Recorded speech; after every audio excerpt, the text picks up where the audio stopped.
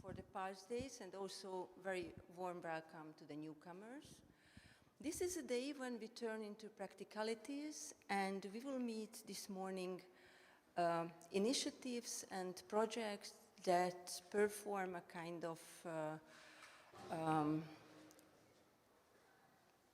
practical criticality, which goes beyond expressing their criticism, and they also take on to make new initiatives and involve the local communities,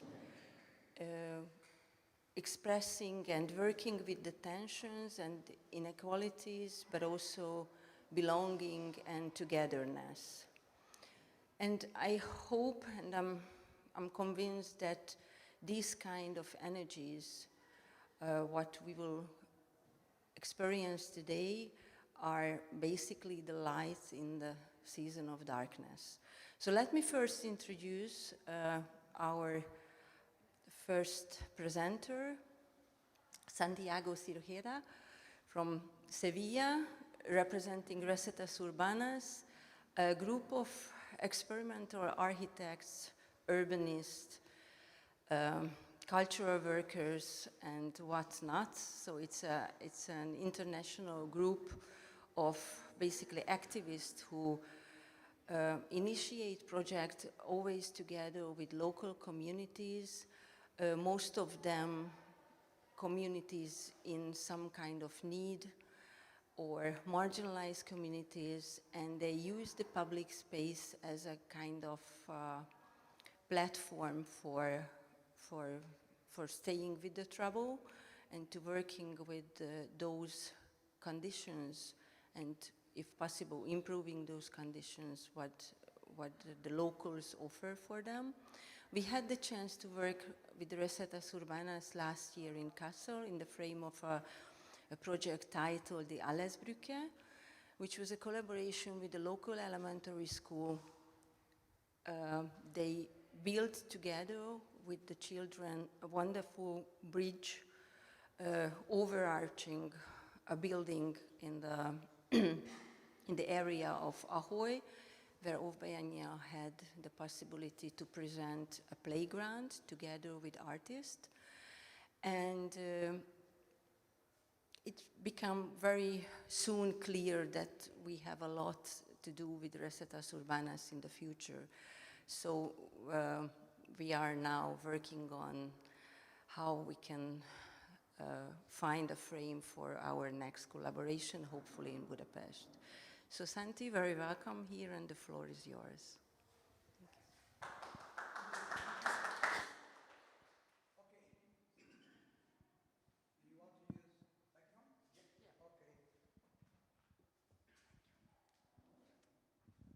Hola. Yes, I'm Santi from Seville. I will try to express in my Andalusian English. I try to push the S because I never use the S, so in English too, English with the S. So, okay, it's nice to be here in Budapest. Thanks to the OFF-Biennale group and all the people who invite us, from Cervantes and all. Because at the end, we are here to collaborate again, no? And in my small presentation, I want to talk about a line, sometimes very complicated, but a line where one citizen have that shadow, that darkness about your right to propose, your right to change the things, how to express, how to communicate with the government, with the people who all the citizens select to make a government. So my first option, it was 28 years ago. I was in Sevilla studying architecture my first year. I thought that to change the city, you have to be architect. It's false. You have to be a simple citizen, but not a simple. You have to connect with more and more and more, and make a networking to have a big group, a big crazy army to demand, to connect, to change, to be legal or illegal sometimes. And it was my first option, like a student, because I was listening that many different neighbors in La Alameda, in Seville, they wanted to have a playground, a simple playground. And for me was, okay, if a group of citizens demand a playground, it's possible to have that playground. I was thinking, the process, you go to the city, you talk with the government, with the technicians, you ask for a license. For me, like a citizen, was very, very dark, the way to introduce, to learn, because I was studying Le Corbusier, I was studying Mies van der Rohe, architects, but not the process to make things or projects in my own city. So I pay, the first time I pay a license to occupy the public space with a container for garbage. And then I put a playground on the top. It was made with that type of license. So you pay the license for one container, you put a floor, the playground. It was the first time appeared the police in my life. Alisa, my couple, architect too, she's coming with our daughter. She's making a new book, talking about 35 cases in our life where the police appear. But in a good sense, not police bad, no, really trying to explain then what's happening if you use a regulation in a different form. First time is police, it's illegal. No, it's illegal. What? I pay my license. Okay, you have the license, but it's for garbage. No, you pay for occupied space, not garbage only. So day by day I was trying to learn, studying architecture, but at the same time I pay myself each year only one project, painting walls like a barman, and then I take money in Sevilla and make only one project, alone. At first it was alone. It was to make a drawing in a building, in the facade, and then I demand myself, saying, I'm a bad citizen because I totally drunk, I make the drawing, so I want to repaint in white the facade. And I pay another license to one scaffolding for the facade, and I was living inside. Appeared the police the second time in my life, and one of them was from the year before. Oh, my son, are you the person of the playground? Yes, and now what's that? It's illegal. Yes, okay, come on to the police station again. So it was like a young person. I was studying architecture, and for me it's very necessary. You have to, I know it's very difficult, it's boring, but I love to read regulation, legislation. I need it to, at the end, to decide to use or not to use. But the knowledge is very important. It was here in Seville too, with Pepe, with her, occupying trees. Why? We decide more than 2,000 people, neighbors from Alameda, who decide to stop a public project from the urban planning from Sevilla that was illegal. The project from the city was illegal. So the way you have to, at the first line is to try to connect with them, express that you don't agree about their project, they don't want to listen to you. They said, second time, we make a public act. Nothing. Say, okay, at the end you have to occupy the trees to say, stop. And then we will return to speak with you. So there are many different ways to convince or to negotiate with that administration we have, in a good sense.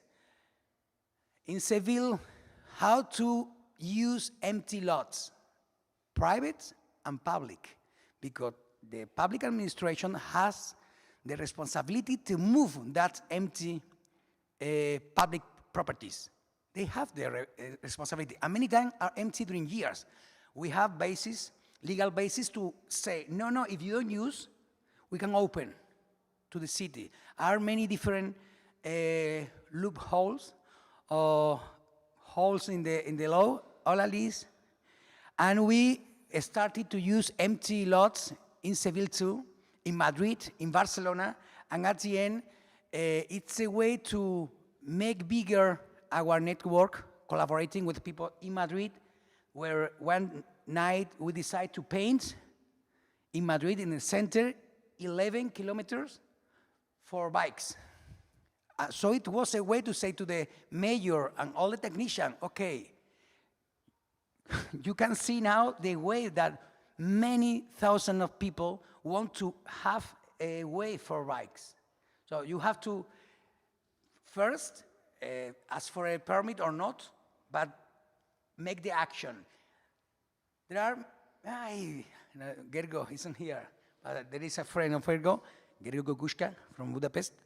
He was working with us in that moment in Madrid, making illegal telephone cabins or illegal furniture. So our way at first was make the action and then demand yourself, because my question day by day and now is, can you be illegal but correct? And many lawyers say me, journalists know, say, no, you have to be legal again, Santi. It was 6 months ago. I say, no, say me, we have a family, stop, in silence. But no, say, no. They are a very important judge from Spain. He's magistrado supremo. And he says, yes, no, you have to be legal. Because if you are illegal, you could be correct if you ask for, because all our project, it's people, normally people, we never make competition, never. It's very strange. So people arrive as the crazy army when they were trying to convince the administration, and they say, no, it's impossible, no money, impossible, horrible. And then they call us and we try to make real the project. But the way sometimes is that we have to start illegal and then we'll be legal later. Don't worry, because at the end we are jumping, we are jumping some administrative regulation. Is that level, is the law, I know, and law about urbanism. But you are looking for use another laws, another rights, that it's housing, identity, is education, is healthy. But sometimes you have to go before to administration law. Second, we jump and appear here. And that part is illegal. But you are using all the rights, all the law to make real that process. In that case, Pepe, again, when we decide to make an illegal house, not for speculation, it was because Pepe need, in that moment, that house in a small block in Seville where were living a couple of old person, another person on the floor, and it was a way to say, okay, it's possible young people co-living. It was 23 years ago, co-living with all people in the center in Seville to collaborate themselves. The only way was to build, then demand yourself to say it's civil disobedience. Yes, okay, but we are connecting with you to say it's possible to make a regulation to connect all people with young people using the roof to make small rooms. It's a way. And then at the end, the regional government make a protocol to make real. But they go running because only 10 minutes more. The same. We started occupying empty lots, and then we convinced in Sevilla, Madrid to open that dirty place in a new place reusing public material from the Expo 92. And then we make furniture with families, but it's the way to say, okay, we occupy two, you can see it's security, we have security, it's clean, it's good for citizens, so why don't open together more empty public lots? So it was, day by day we are trying to connect with the different administration. For me, the party in the government, from the right, from the left, it's unimportant. So they are the people who are in that moment in the government, in the state or the city. So you have to talk with them. At the end, we made a regulation in Sevilla to use temporary, so at the end we are lawyers, we are illegal, but at the end we make regulation. So it's very strange, but for us it's enough. And sometimes when you are talking, we make two type of project is more. It's a short time to take energy, a long time project that you need to be 2-3 years talking, expressing, looking for holes, moving people. So, but you sometimes need a shot to be. That's our families in several schools in Seville cutting concrete. That concrete was made in summer, where the kids are at home, not in the school, and appear in September, all the trees disappear, all in concrete in Seville, the sun we have. So sometimes we cut concrete without any permission. Well, there is a permission that at least meet. It's a permit, isn't a permit, it's a notice you give to the administration. It's gardening works without technicians. And then you only, the director send a paper, say, we want to make gardening works. And then we cut concrete, of course, it's gardening. And without, I remember when the mayor in Sevilla, someone say, Recetas Urbanas are cutting concrete in many different schools. What's happened? Do you think that they will send the police? Stupid. It's impossible. So many of that's illegal at the end. The school is better, but not because I say, because the families want to make that project, no? Sometimes we cut more concrete because a road in Fuerteventura, in Canarias, you can see beautiful beach there. So it's beautiful. It's that road, that way is illegal. And it was made from the administration to make new hotels in that environment. So at the end, you have to cut. So of course, say, it's illegal to cut a public road. No, the road is illegal. So what's happened? You demand me, I demand you in the newspaper, what's happened? And they say, no, don't worry, I will. So it's some action that at the end, I want to say that in, I don't remember, 18 years ago, we started to make it's Spain, Sevilla is Portugal, sorry, but I'm from Sevilla, and one example of a network we made 18 years ago, collective architecture, and many different teams of architects, hackers, activists, lawyers to around Spain. We were doing that's 12 years together making meetings in Seville, Valencia, Coruña, Barcelona, Girona, Madrid, Valencia, Badajoz. So it was the way to meet together, to give our knowledge, our experience, and then when we go to a city in Madrid or in Barcelona or in Badajoz, we say, no, we are working now in Valencia, and we are now running because it's possible. It was false. So we use that network sometimes to press in different cities, but not only the team from Sevilla talking with the technicians in Sevilla, no. Appear lawyers or architects from Basque Country, and the people in Sevilla say, what are you doing here? You are from Bilbao. Yes, but I'm collaborating with them. And we made the same. We have a very important meeting in Barcelona or Bilbao. So we appear there. Hola and Santi from Sevilla, Recetas Urbanas. And they say, but you are living in Sevilla, yes, but have you the legitimacy to be there? Of course, yes. For me, we are from Spain. So we made many different projects. All that projects, some of them illegal, some demolished, some of them on fire. I don't know who. We know who. But okay, don't worry. We are more and more day by day crazy army. And it was a very short project we made in Benicassim with another person from other teams. It was a way to connect all the energy. Now that network is falling down.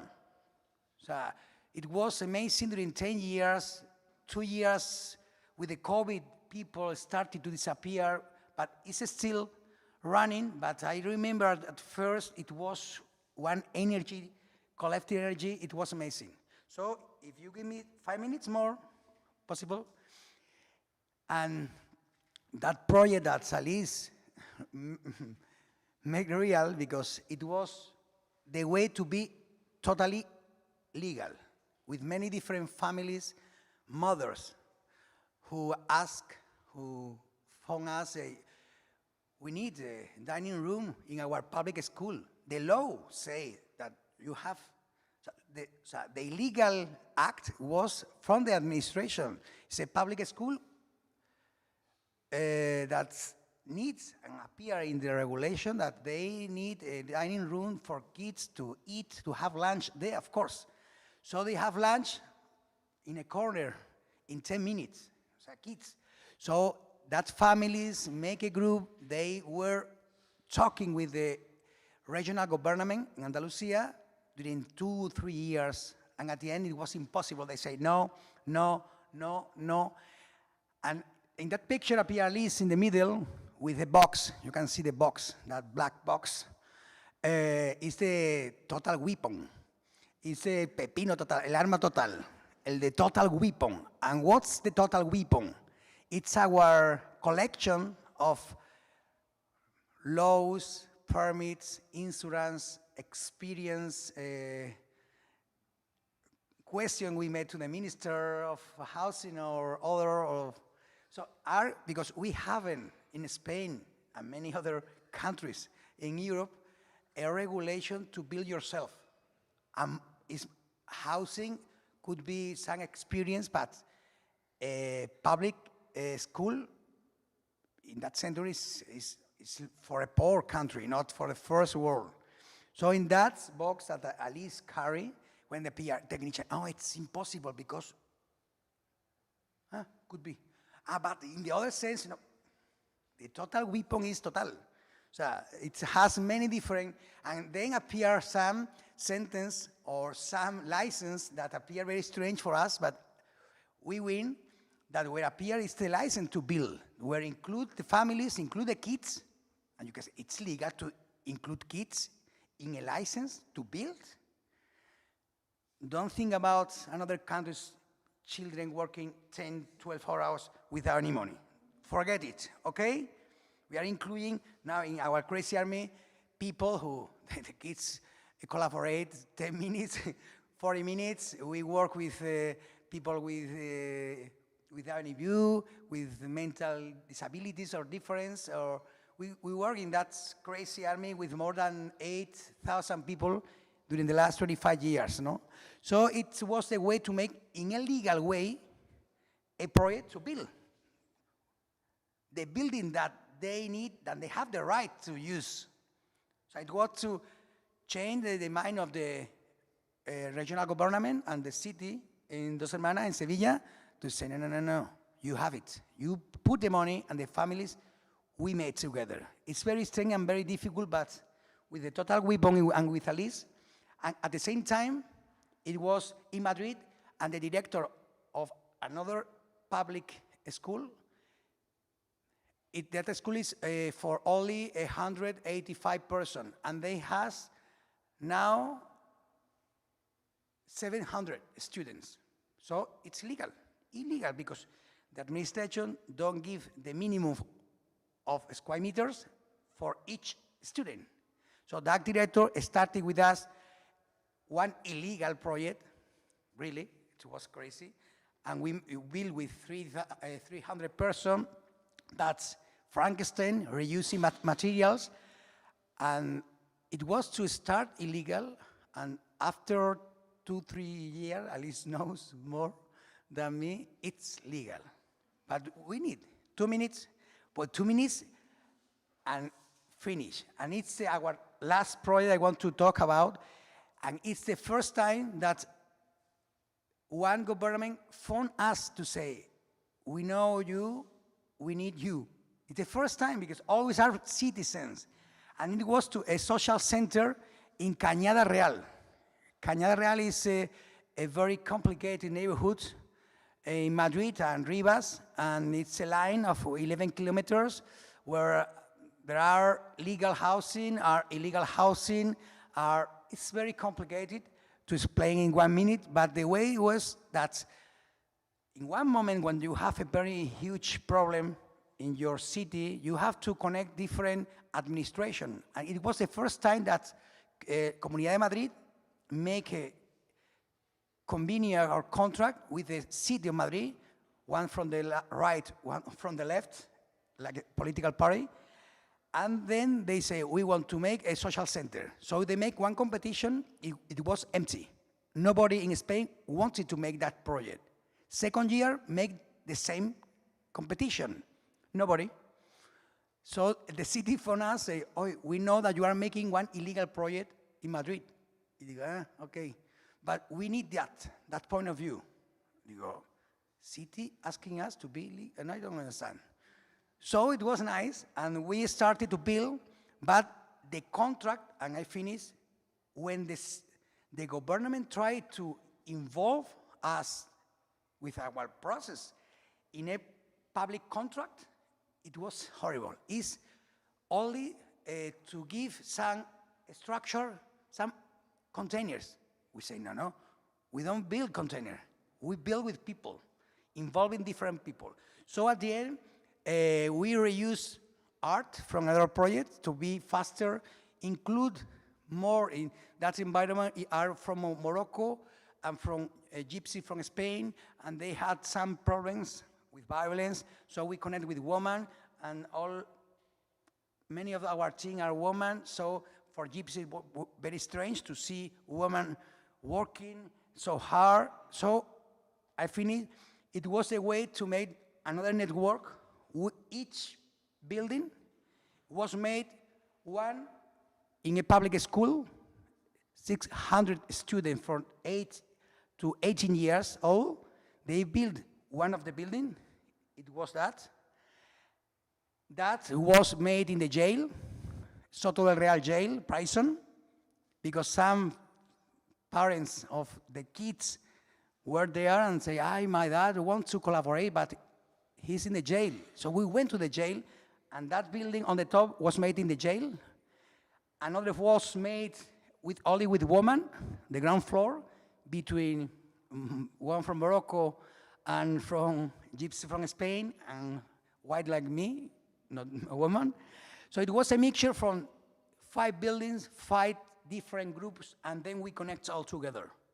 It was our proposal, but it's never appeared in the contract. So the way to collaborate with the administration, we have to move more regulation. And in our workplace, we are at the end architects, legal, elegance, and all. You always say it's prohibited, the entry in all the workplace. And we say it's permit for all people. Our daughter, music, drinks, kids, food, and all these technicians say, it's illegal, something. They go, no, check my studio of security and safety. I signed. Did you read? No, sorry. It's legal to drink beer inside too. Only one, please, not so much. So at the end, finish, it was 1,200 people working to build that social center. Our first and unique project for the administration. We hope to repeat if they change the way to make contracts. Sorry. Thank you so much.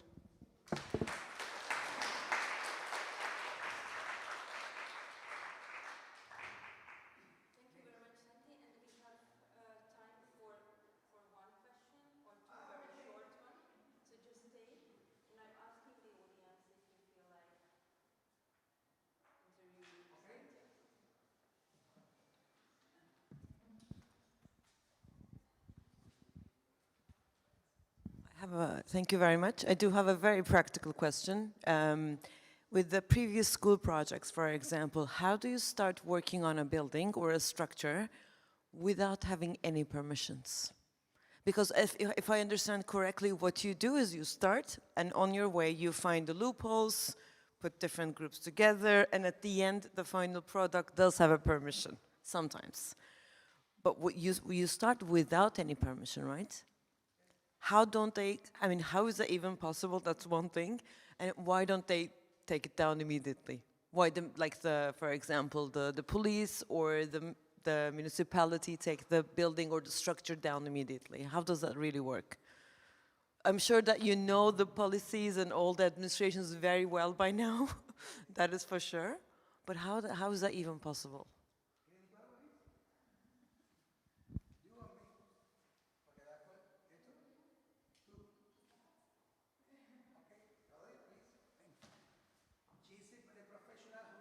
Okay. Okay. Yes. But at the end, we could be legal in the first step. Sorry, I arrived a little late.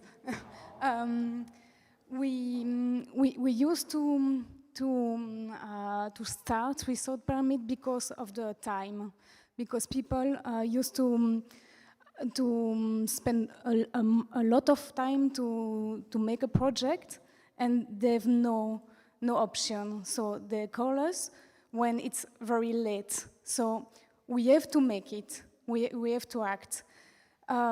So we start prefabricating some things for the building, but it's not the building. It's like a workshop of prefabrication. So people is seeing that something is making, but it's not actually a building. So it's not permanent, it doesn't look permanent. Yes, yes. At the end, appear not permanent, but at the end it's permanent, of course. Now the question that we made, I don't know how many classrooms in public school, and normally the schools who ask the director, make a document asking the regional government because they need one classroom more. All the cases we know, they say no, no.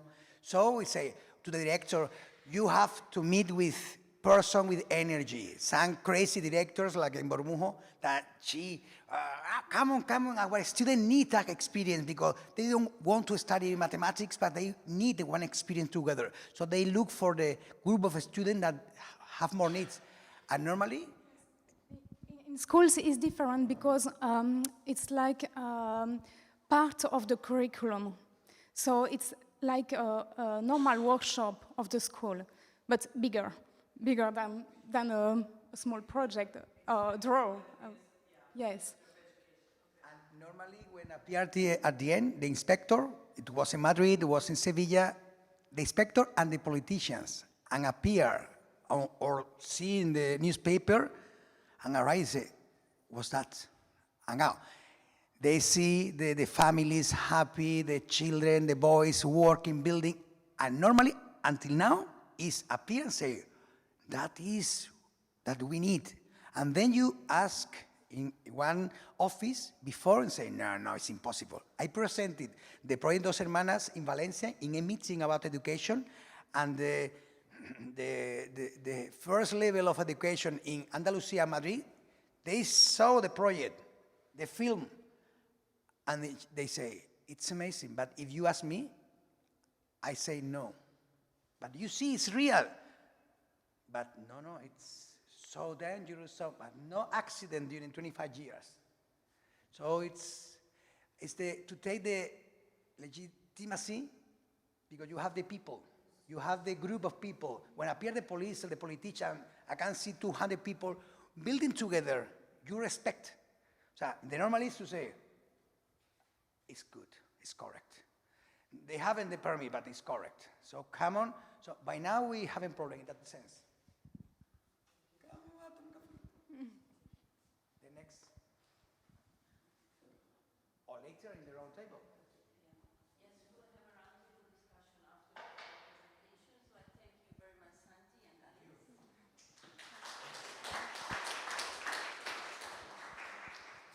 And our next presenter is Katalin Erdődy, who is a curator and dramaturg based in Vienna, works with a focus on socially engaged art, experimental performative practices, and artistic intervention in rural and urban public sphere.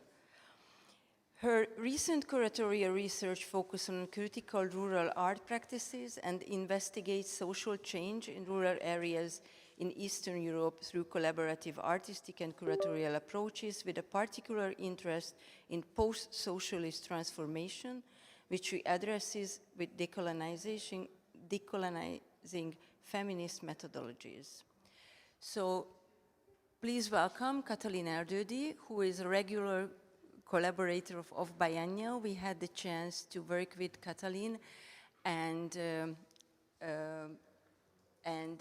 the Women's Choir of Kartal, together with Alicia, the previous edition of OFF-Biennale in the project named News Medley, what Katalin, together with some others, will shortly present. Thank you.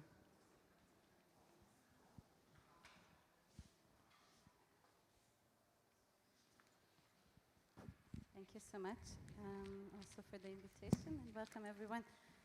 So I will be actually leaving the city for a moment before we return with the next presentations.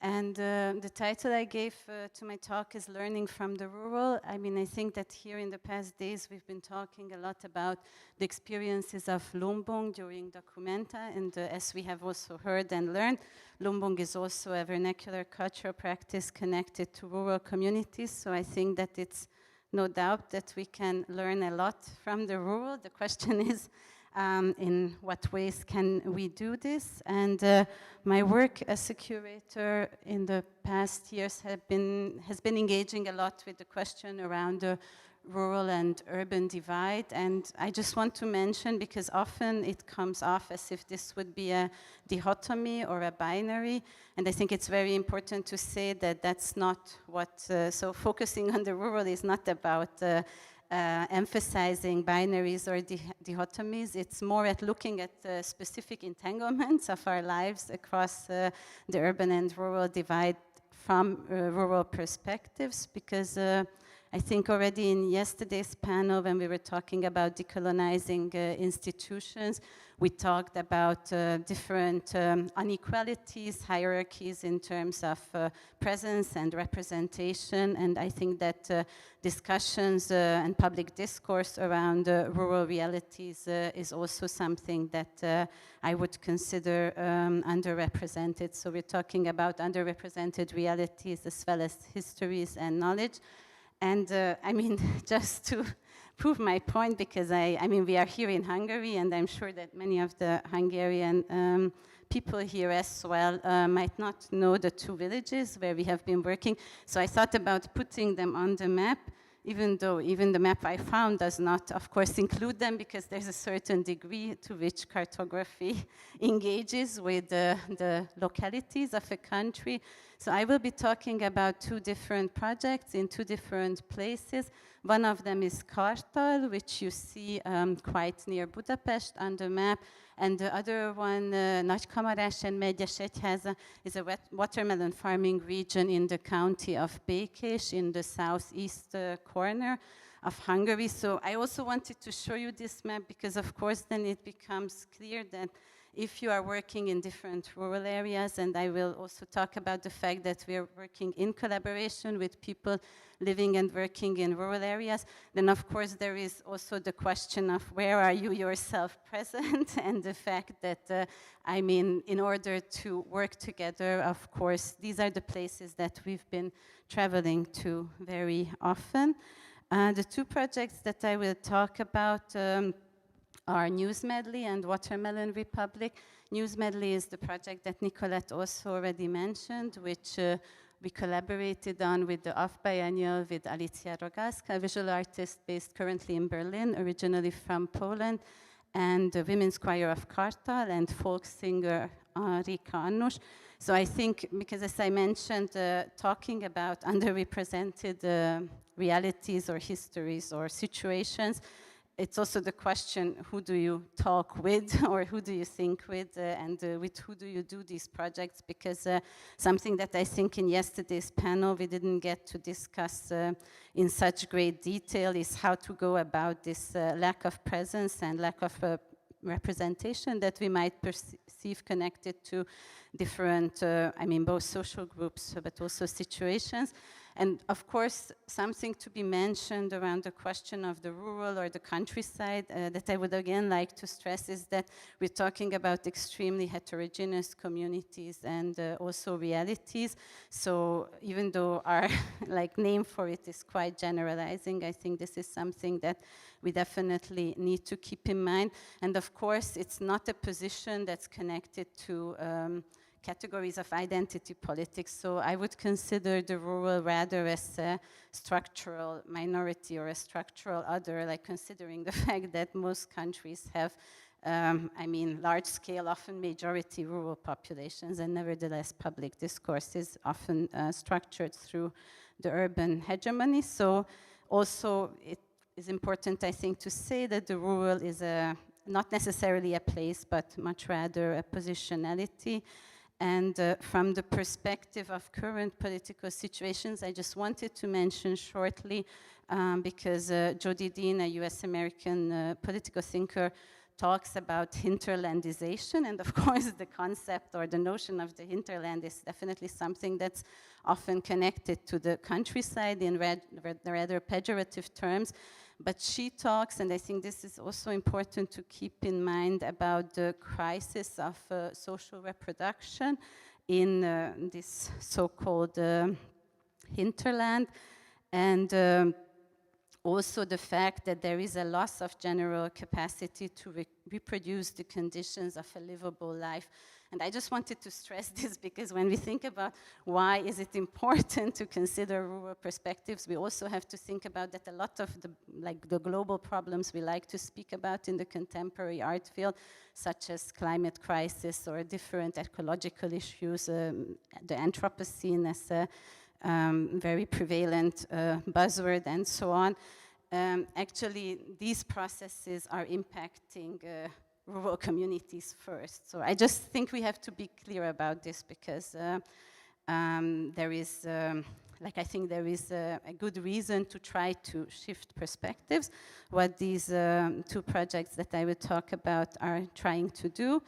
And I wanted to bring in also two words that might be interesting in the context of these two works, but also connect to a comment by Renan yesterday about what other words we can look for instead of talking about decolonizing. So I just wanted to propose also to talk about and think about what it would mean to peripheralize and provincialize curatorial practice. So also from the perspective of many of us who are here who are engaged in curatorial work. One of the images that you see here is an image from News Medley.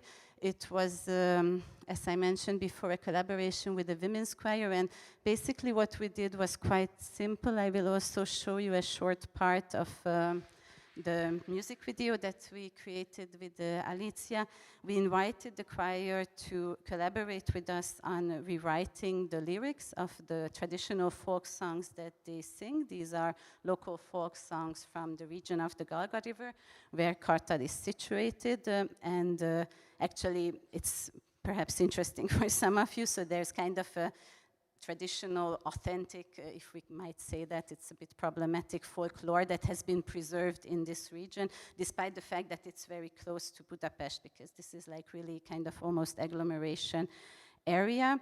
And fortunately, the Women's Choir said yes to this invitation, even though, of course, I think another thing that's important to say about collaborative practice, that it's a journey into the unknown, not only for our collaborators, but also for us. So it's a situation in which people who are strangers to each other try to work together. And of course, when we invited them to rewrite the lyrics, it was not yet clear for them what this is going to imply, as it was also not clear for us, because we also didn't have an agenda. And I mean, just so you can imagine, because I think this is also important, we often talk about power positions and relations in the context of art. But of course, when you go, we were two people, the folk singer colleague and I, who first went to visit the Women's Choir, who were 15 people, and we sat down in one room. And of course, I'm sure that I was much more nervous and excited in a way than they were, because we entered, of course, their local group and community, which they were generous enough to open to us and started a conversation. And often, I mean, these conversations, of course, are not structured. So we're talking about the fact that these are kind of anarchic, agonistic, also very like multi-voice conversations, where then we try to find different stories that also for the choir members might be important to tell. So this is a longer process of negotiation. I will show a part of this, the video, so you have an imagination of what this could be. It's, I mean, many of you know the work, so I'm sorry about that. But those of you who don't might be curious. And it's in Hungarian, of course, but with English subtitles. So hopefully it will also start.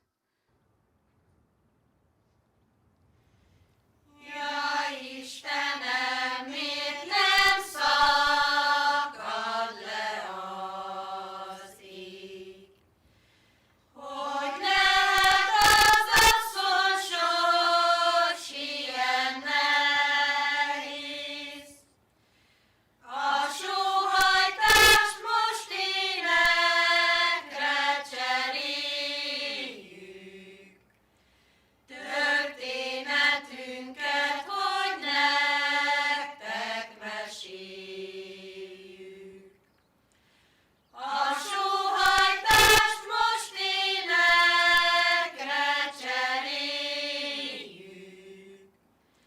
A személyesben a közös keressük.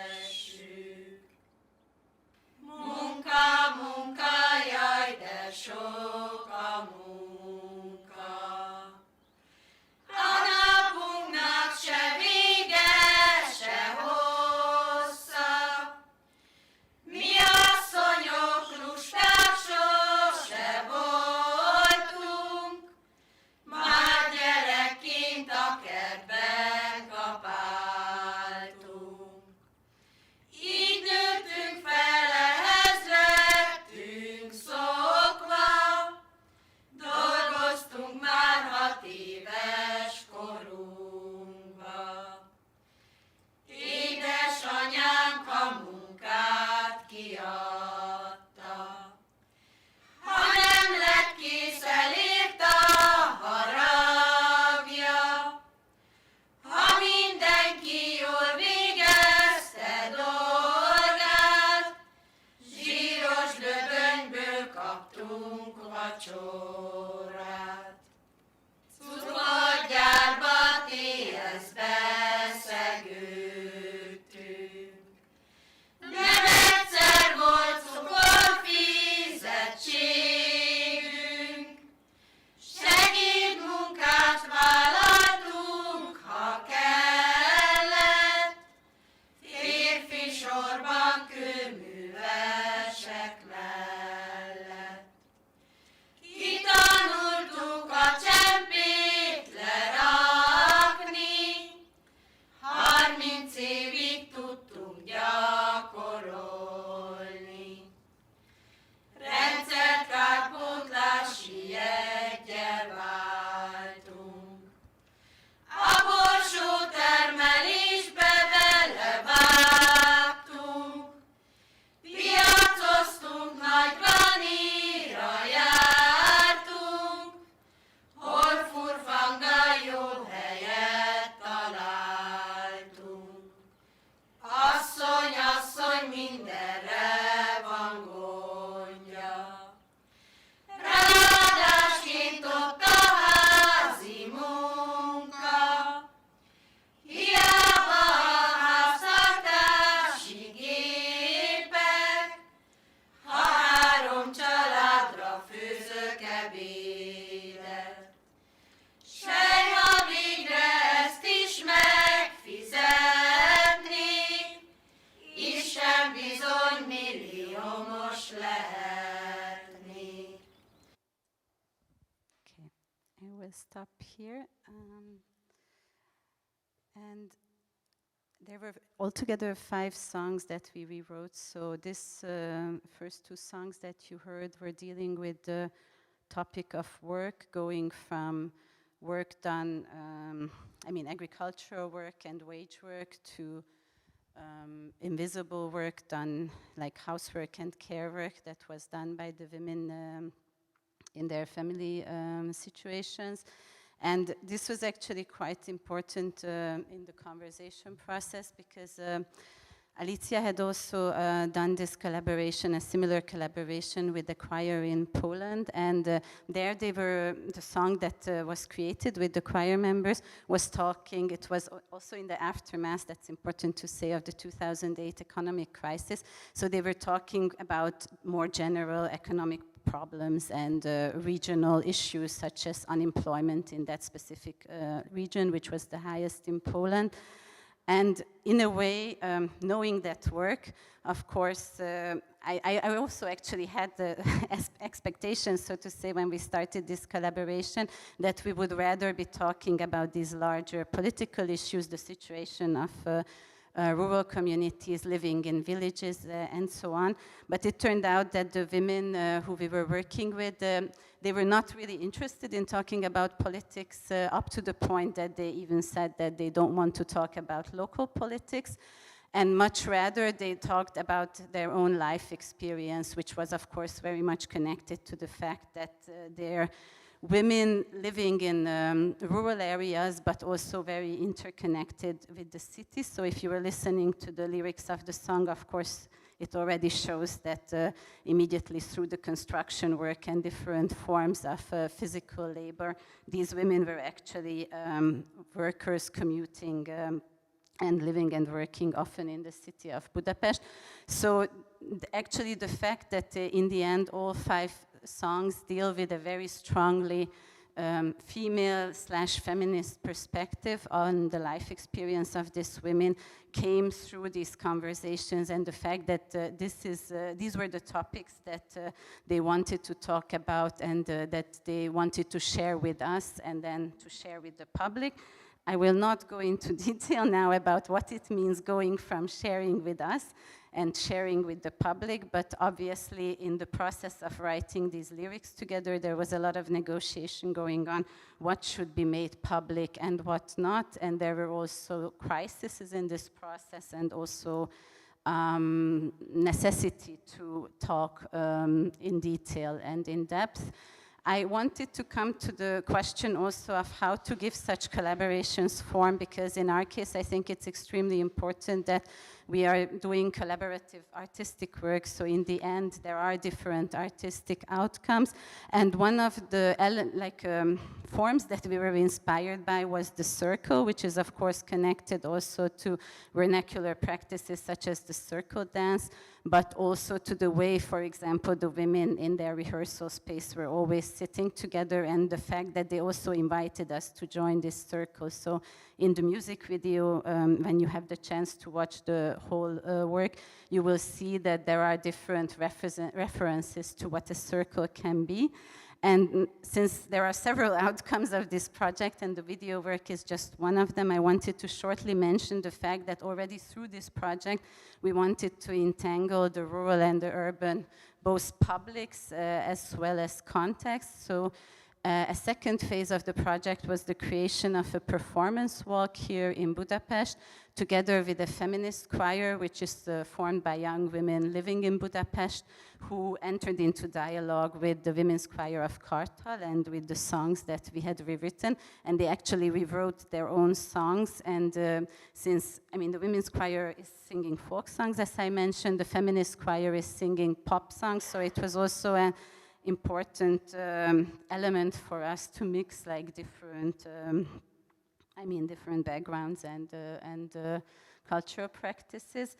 And I had 2 short stories, which I think I will not have time to read, but what was an important addition to the performance walk in comparison to the earlier work that we had done rewriting the songs was the fact that when rewriting the songs, it was actually extremely important for the women's choir that their stories remained anonymous, more or less. Obviously not in the local context, but in terms of making them public in the video work, it was sung collectively, and of course, so the lyrics were sung in a collective voice and remained anonymous. But when we started working on the performance walk, and here I want to just shortly mention the fact that in collaborative processes, time is always an interesting factor, and the more time you have that you can spend with the group that you are working with, it changes situations. So basically what happened was that in the preparation of the performance, a lot of choir members opened up about their stories who had not done this before. And so we were faced with the question what to do about the stories that are now being shared, and the stories that were actually, because we asked them about their experiences and connections to Budapest. So actually part of the performance walk was a series of monologues, not from all the choir members, but from 7 of the women who shared their stories, the stories that connected them to Budapest, which were sometimes stories of, of work, stories of love, or a mixture. Thank you. So I just wanted to mention this to know, because in collaboration, I think what's also important, that it's not only the time that you spend together that works within these collaborative processes, but also the time that you are apart. So always when returning to continue the work with the group, things happen, of course, in the time in between. And of course, it's important to keep in mind that also people change their minds. So obviously certain issues, for example, that often people consider important in the beginning of a collaboration they might change. So it's also, I think, one of our tasks working on such collaborative artistic works, to consider this and also to be open and flexible enough to accommodate these changing opinions or needs. This is just a few images of the performance walk. And now, very quickly, last but not least, I would like to come to another project, which is very different from News Medley, because in News Medley we collaborated with an existing group, and it's also important to mention it's a choir, it's a cultural actor, it's a choir that's been functioning since 1982, so they're definitely like a good example of resilient self-organizing in a local community. And here with the collaborative village play, it was people who were connected to 2 villages that I showed you on the map beforehand in the watermelon farming region, but people with very different backgrounds and also different relations with each other. They, of course, all knew each other, but some of them were family members, but they were definitely not all friends. There were also quite big tensions within the group. So I think that's another question in collaborative work, like how do you work with different constellations, and how do you work when you're actually not working with a group? The aim of the collaborative village play, I mean, the title Watermelon Republic, of course, has strong resonance to Banana Republic. It's because in this region, political corruption is a huge issue for the small-scale farmers who are working there. And this shot, again, I wanted to trouble a bit the rural-urban divide, is of the wholesale market in Budapest. And of course, I mean, you see it's a late-night shot where a lot of melon has not been sold. Some of them are like destroyed underground. Also, again, the wholesale market in Budapest is probably a place, I don't know who has been to the wholesale market in Budapest. Okay, so one person. It's also not so easy to enter there. Of course, you have to have a farmer's license and so on. But, you know, obviously there are a lot of spaces within the city that are used by people coming from rural areas and relatively unknown to us. And so kind of just to, how much time? I have maximum 2 minutes. No? Okay. So to make the long story very short, so the collaborative village play is an invitation to create a performance together, a performance that tells the different stories and talks about the issues that the participants of the collaboration consider important. And it's also performed by them, which is extremely important, and by us, which became, I mean, which resulted from the process. And so just to explain, for example, this is a Polaroid, I think from the late 80s probably, from Zsuzsa Nagy, who was one of our collaborators, who used to work on the fruit and vegetable market in Szeged, where we later on presented the performance. So there are also a lot of personal ties to the places where that we reactivate. And it's extremely important, at least for me personally, to activate public spaces through this work. So it's not by accident that News Medley is not performed on a stage, and also collaborative village play is performed at the fruit and vegetable market and not necessarily in a theater. And so Zsuzsa, who you see there with the pink hair, Zsuzsa is not only a watermelon saleswoman, but she's also a hairdresser with 2 hair salons, a local politician, and the boss of the polgárőrség, like the local civic police in her community. So it's somebody with a very diverse portfolio.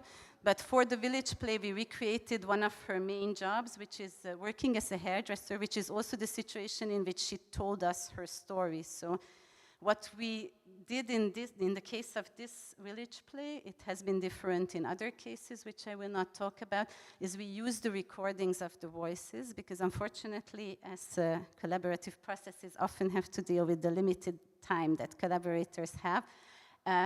We didn't ask anybody to learn text, so all scenes that were played live were improvised, which is, if anybody is doing performance here knows that it's very risky.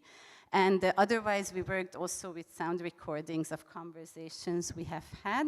This is István Fehér, a collaborator, a teacher, a former school principal who was 92 at this time. So I think it's also very important we try to involve very different generations in our work. And this is a family where we connected, and I think I will finish on this, their passion for autocross racing with how they negotiate, the passion that they're doing in their free time with the constraints and obligations of melon farming, and how they support their 13-year-old daughter who started autocross racing in the period when we worked with them. And autocross racing, I will not show it now. I had a video prepared exactly of the part where we integrated autocross racing into the performance. But I think one thing that for me is very important in these collaborations, that we take very seriously what our collaborators do, what they're passionate about, and also consider this as not only material, but also form to work with in an artistic way. So it's also, I think, in terms of provincializing or peripheralizing, I think it's also important to consider what different practices and passions can become part of contemporary art. So here you see actually the finishing shot of the performance with the race car. And just to comfort everyone, and that we started like stepping outside the institutions, but obviously these projects also return to the institutions, either in the form of exhibitions or performance. So there is, of course, also this need to address the publics of cultural institutions, and not only like more diverse publics in different public spaces. I will finish here. Thank you so much for your attention.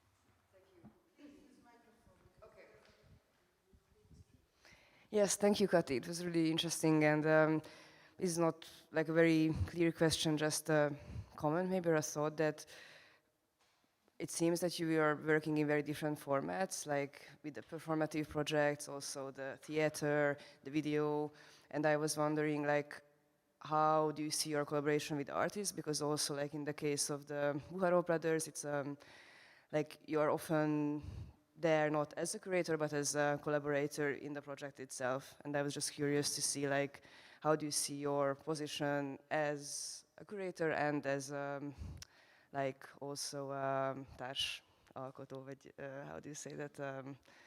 Co-creator in this project. Thank you.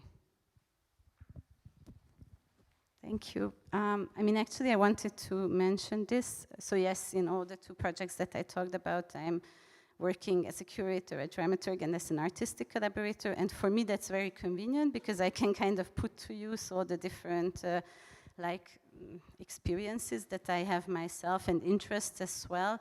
but it's very blurry, and I'm like, I'm a super embedded curator, so like I'm there in these situations. I'm not sitting at home in front of the computer, but especially since the two artists I've worked with on Watermelon Republic, I'm sorry I didn't mention that we collaborated with Antje Schiffers, a visual artist from Berlin and member of the My Villages collective, as well as an actress, Orsolya Törökis, and a film director, Máté Körösi. And I mentioned this because we were all in this together. So we were all part of the collaborative process, and we were all present. And obviously, I mean, there are language barriers that we also have to overcome when working with artists who don't speak Hungarian.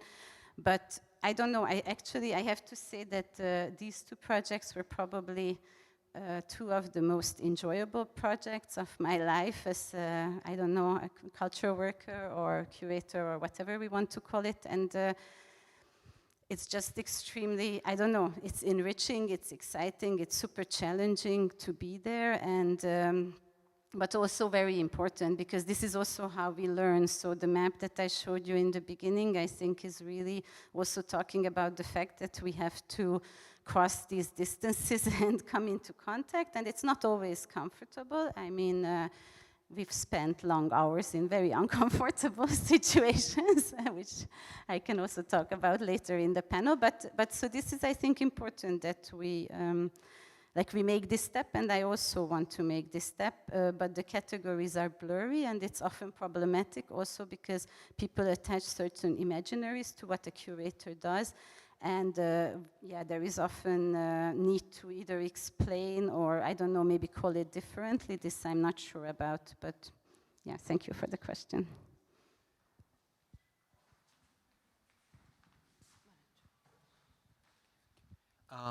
I've got a question about the process of writing and rewriting songs. So I'm very curious about, you know, decision-making process and, you know, how you were deciding about the topic, about the words, and who was writing it, and you know, yeah. Okay. Yes. It's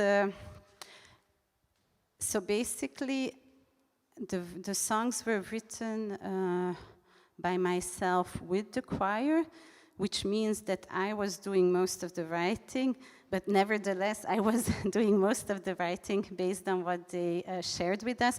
So the songs are actually almost verbatim. That means that I'm very often using the exact words they use to tell us certain stories, which is extremely important also for the sake of them being able to identify with what we are sharing, but also because they were extremely good storytellers. So I mean, it was also very rewarding to work with what they shared.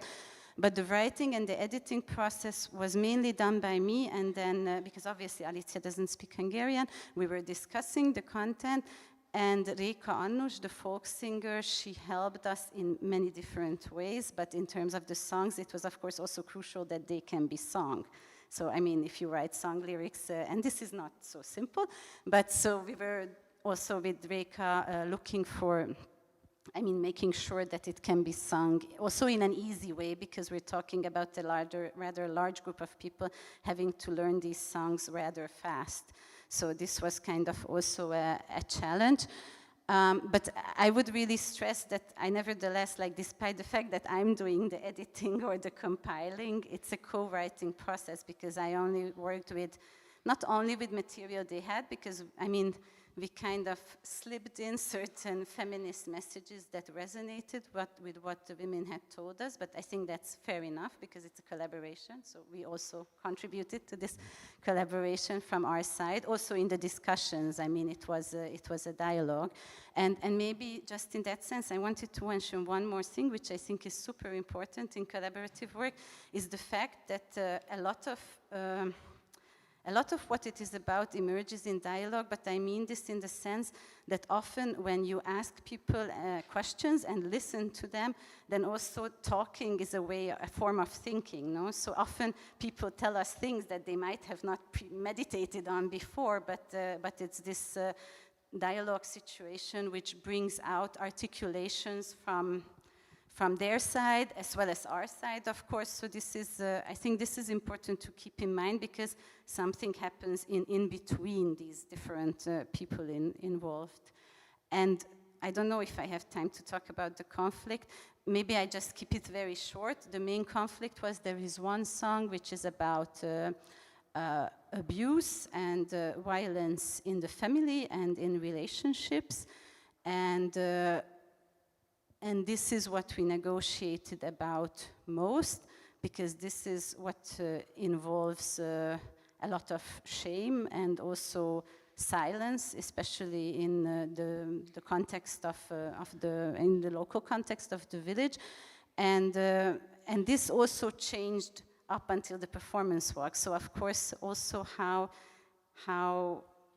you share and how you make public changed also from the sides of the women. But basically we negotiated and we also discussed why it is important to talk about certain things, because also the choir members wrote texts for the song, and the problem was that a lot of the texts they wrote were very beautified. So you have to imagine that we talked about certain things when we met, and then the texts they wrote, they were like a beautified version of reality. And then we also discussed this, because of course it's also about what you want to show and all the problematics around that. So thank you very much, Kati.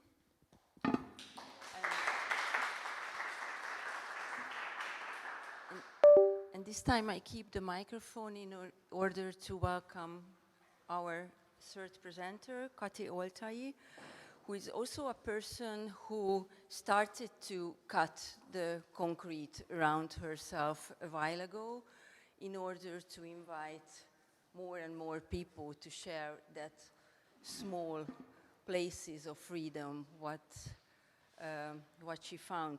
So Kati Oltai is a curator, art historian, an uncompromised critic of the local cultural and political scene. Just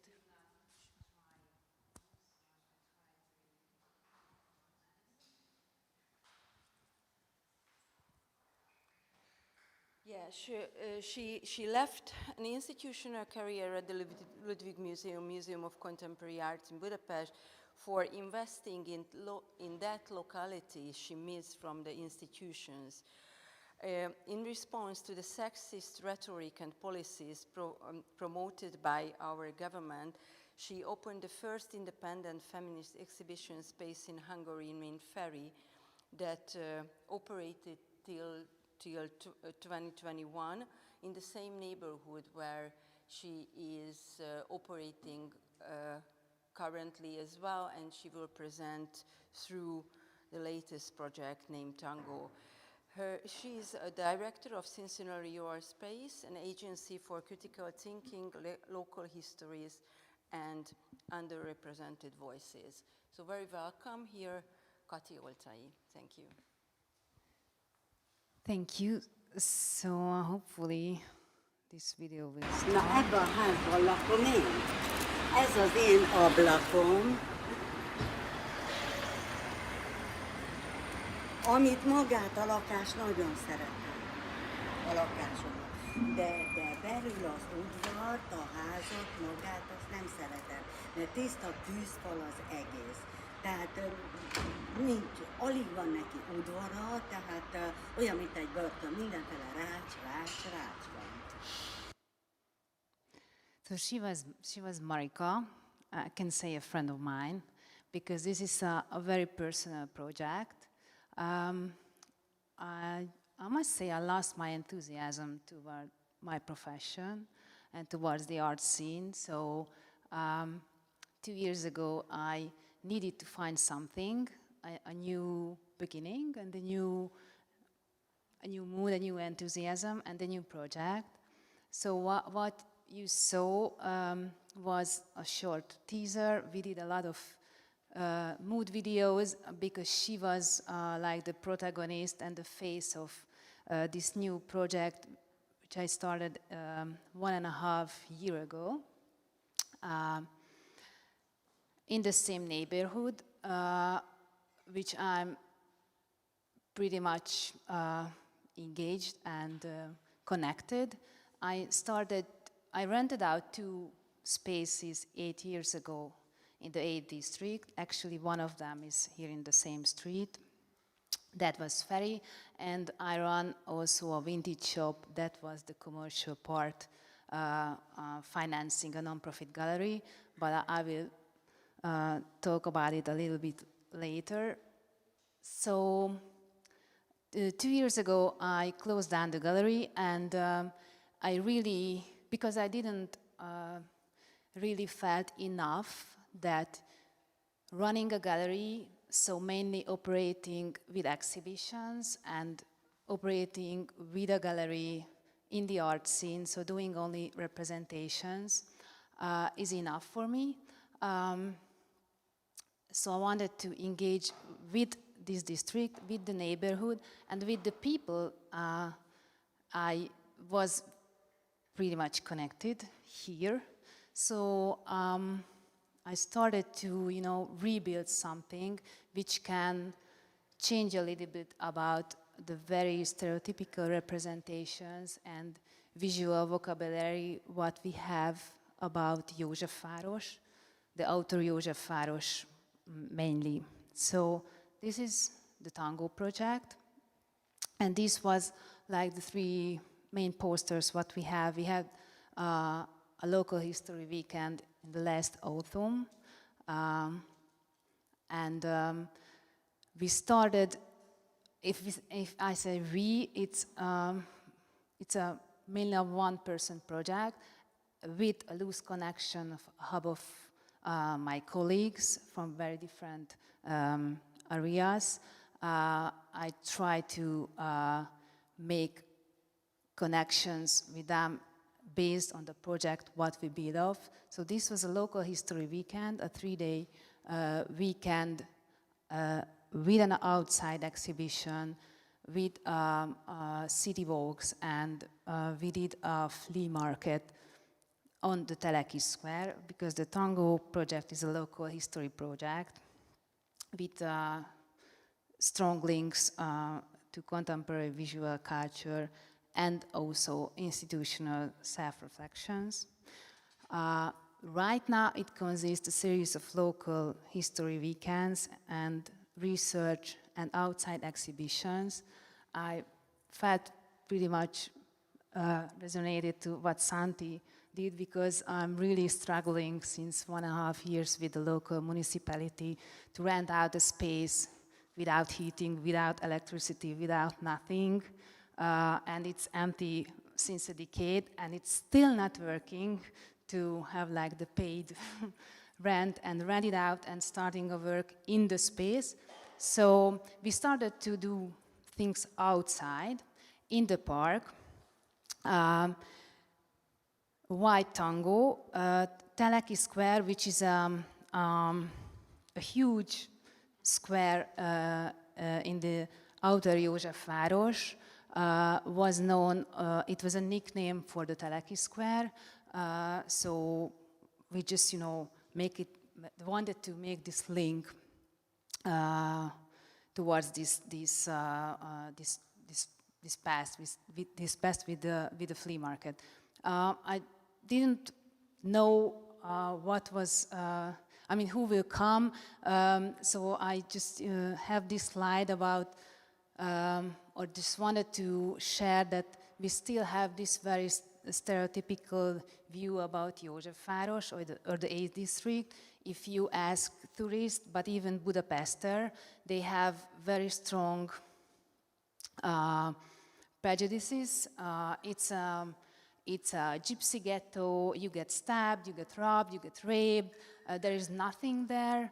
It's a poor people's land, and why go there? Nothing happening there. If you just check Google, you find this kind of like 6 facts, and 4 of them is most definitely something very stereotypical. Even in the mainstream pop culture, you just see this badly romanticized criminal ghetto. So I wanted to engage more and connect somehow, or just, rebuild somehow first of all, the visual vocabulary, what is, I think, missing mostly about what's happening here and the people who are living here. It was very interesting when I started to research the state collections, what they have about Teleki Square and the neighborhood, and it's a very small amount of photographs, and there is a lot of missing in terms of stories and in terms of visual representations and social portraits of the people who were living there in the past and what's happening here right now. It was always an extremely diverse and complex part of Budapest. It's a melting pot of ethnicities and religions and even occupations. It is a square between two train stations, so you can imagine it was super fastly changing. Once it has the second largest Jewish community, which is pretty much unknown in terms of what even Budapesters know about Budapest. Now they have a growing Muslim community. It's very heterogeneous, and we don't have any knowledge or any representation of the Muslims who are residents of Józsefváros right now. In the past, it had a large Swabian and Slovak community, and now it has a growing and immense Chinese community. So I had this, I just wanted to, show one slide about the gallery, which was operating here in the street with a feminist agenda and a non-profit gallery, of course, and I somehow wanted to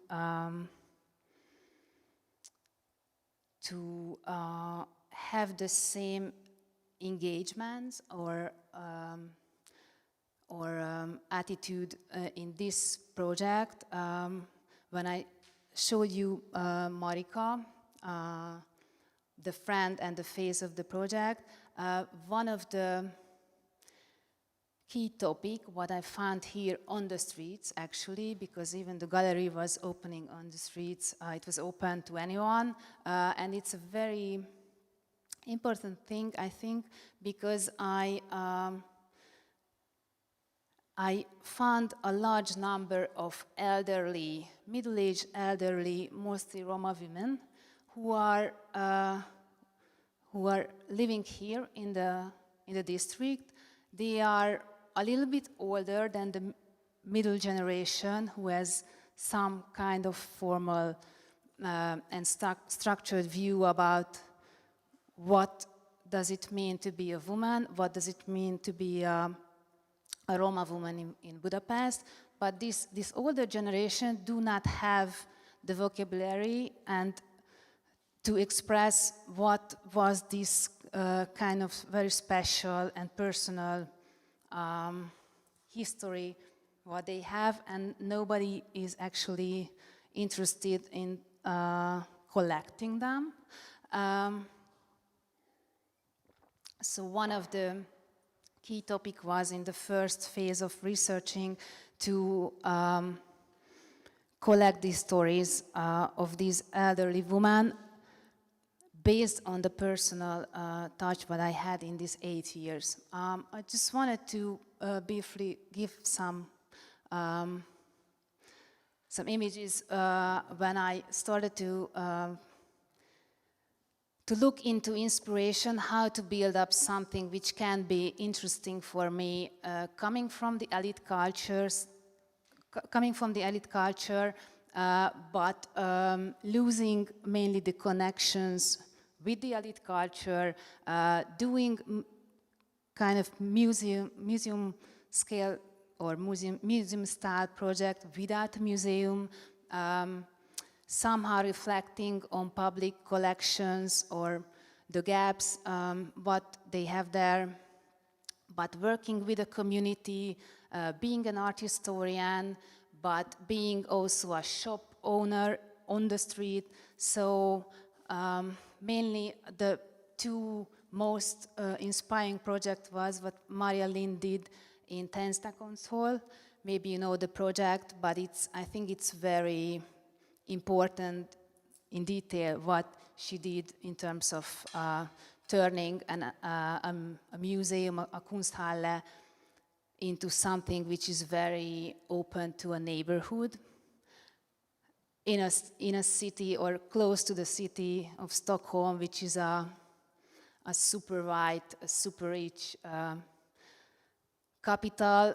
Tensta is something which is very similar to what we have in Józsefváros, in the outskirts of Józsefváros, and also Brunnen Passage in Vienna. I think it's a very interesting model how to communicate in the city with kind of different openings. Both of them are different in terms of funding and the perspective, but we really tried with the group of people and my colleagues to implement some kind of thoughts and models what we can do here in this neighborhood. It's just briefly what we can try to embrace. Blaha Luisa tér is mainly the last last spot or big square what is mentally should be the Budapest image, and what is outside of Körút and Blaha Luisa Square, it's something which is missing from the mental map of Budapest. So this was the past. I just want to show you a couple of images. It was, this is Teleki Square. It was since the end of, I think the flea market was implemented from actually what we know today as the opera. So it was really downtown. So it was implemented, the big flea market, in 1897, I think. So it was always an in and out marketplace with a structured market, what you see over there. And it was, of course, an informal market with favelas all over in the square. The neighborhood had actually a semi-bourgeois population, let's say. It's totally unknown. We have a couple of images, but because it was rapidly changing, the restaurants, the shops, etc., you have no clue what was on the outskirts of this square, and in the streets you have just very fragmented views and very fragmented pictures in archives, in Fortepan or in personal archives. There was always the question of gentrification because, of course, a marketplace is always criminalized. Gentrification meant always doing a new park. It was in the socialism too, in 1951. They did a new park.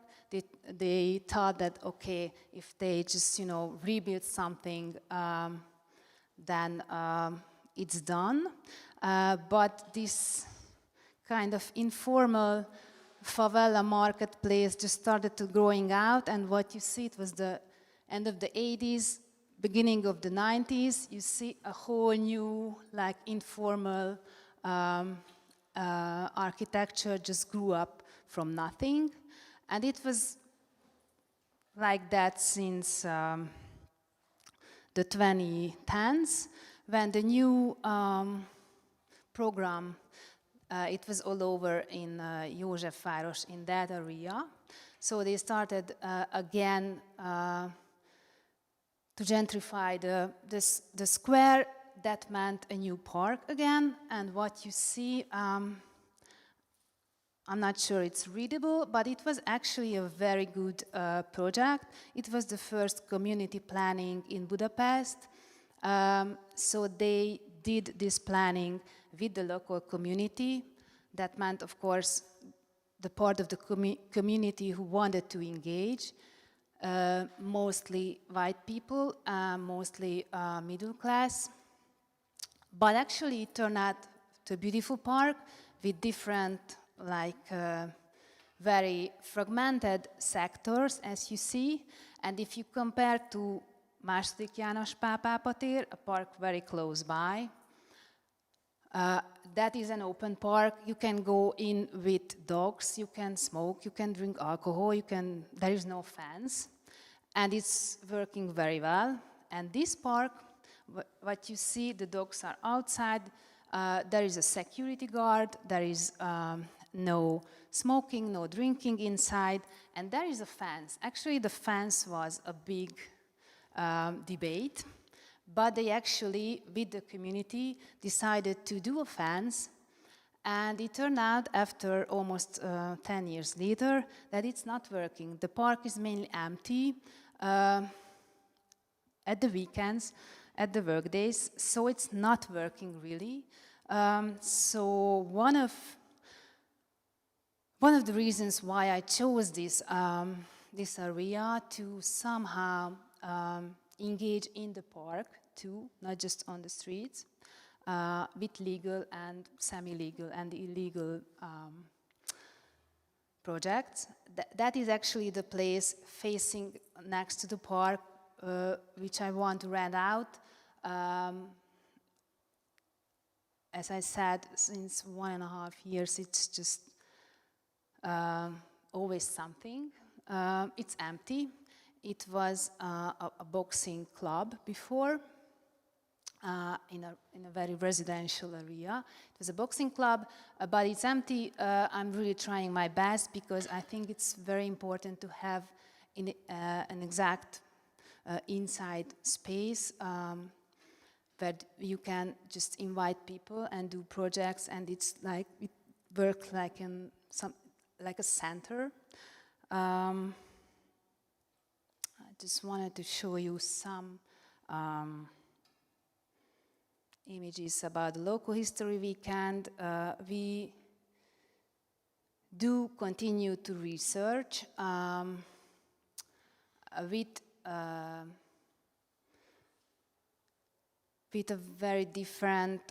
people from very different areas, and I work with a couple of photographers, which is like, the very simple way to do not just portraits, but social portraits. I also work with a documentary filmmaker. She has the quality to invite people in talking and sitting and just walking a little bit.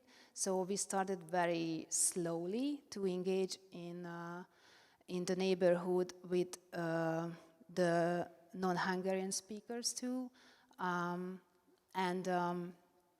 I connected some students from the Alta Media faculty coming from abroad, from Muslim countries, to have this common project with us and with the Muslim community here. They are coming from very different countries, different Muslim countries. They are on very different level in terms of how they relate to the religion, on the Budapest identity, because they live here since years. So that is an identity project for them too. Right now, it's also a very keen topic for me to somehow document this generation of craftsmen and artisans and tradesmen. They are slowly dying off. They are working here since like the 50s or the 60s. Most of them are not just working but living in the neighborhood, and they just, you know, have the same shop since generations. So when we teamed up with the Budapest City Archive, that was one of the topic what they asked, that they have no image actually, no datas, no history, no photos about this generation. So that is, I think, very important, because these are the last seconds, actually. We also have this counter brand. It's not, I mean, it's problematic, but we call it maybe a brand. It's somehow, we teamed up with different entities, civils, and an agency in the neighborhood, and we made this Kőkörút brand. We call it a brand, but it's not really a brand, but we somehow found connection with the local municipality to, you know, think a little bit further in terms of urbanism, not just, you know, bring trees to the streets and just, you know, somehow make it clean, etc. But as Teleki Square did not work when they did a new park, I mean, you need to engage in different levels. And that is something very new, because this project was elected with the future goals into the new Bauhaus, new European Bauhaus Prize. So I have the chance, or we have the chance for 1 year to get a lot of mentoring and networking. And why I choose this picture, again, something which is really missing in terms of visual representation. For example, young Roma mothers. You don't have actually any series, any images, how they live, how they raise children,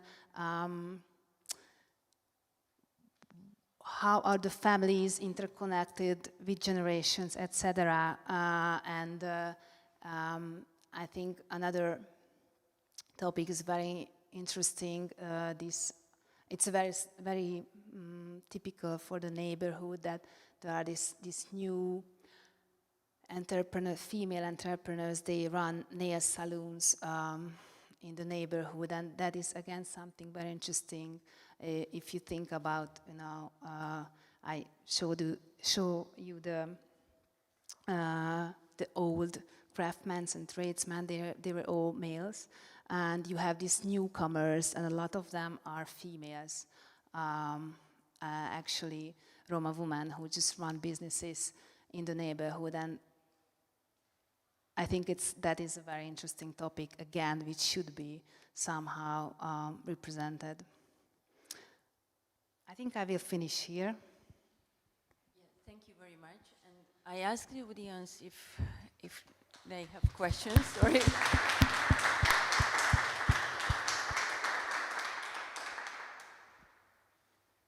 I have a short one.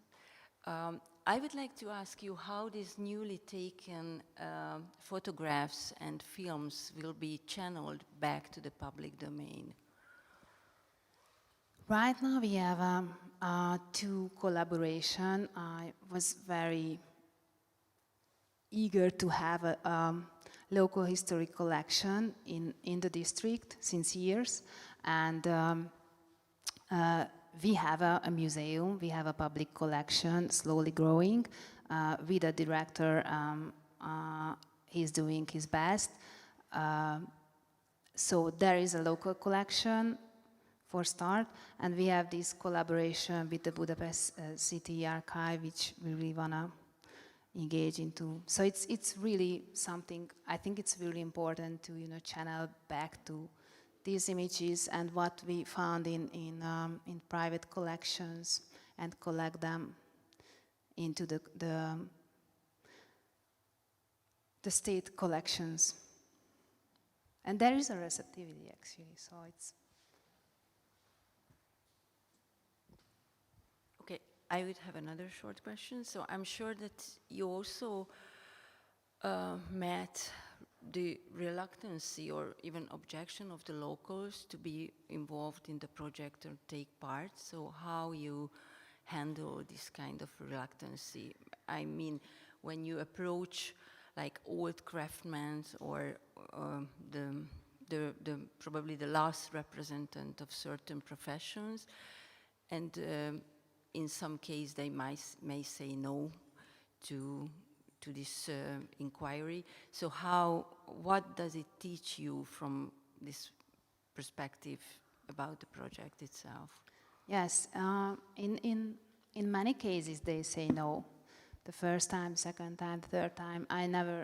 We never go there with the agenda, with what we have. So that why is it important that I here since 8 years? I think I have a lot of personal connections, and that helps a lot. If you know someone and she or he just follows you and just connects you, and that helps. And you just sit there a lot, maybe ask to do something from a tailor or from a craftsman or from someone in a nail salon, just do your nails and you just talk, and it's a lot of time. So for these projects, the informal and the invisible part is immense. And you never know the outcome.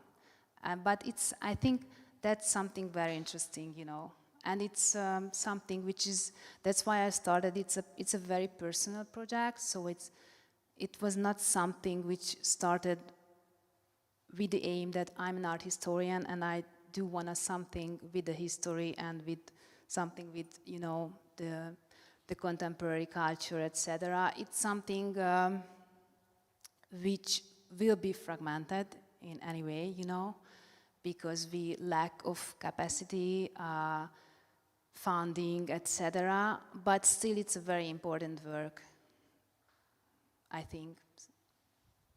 Thank you very much.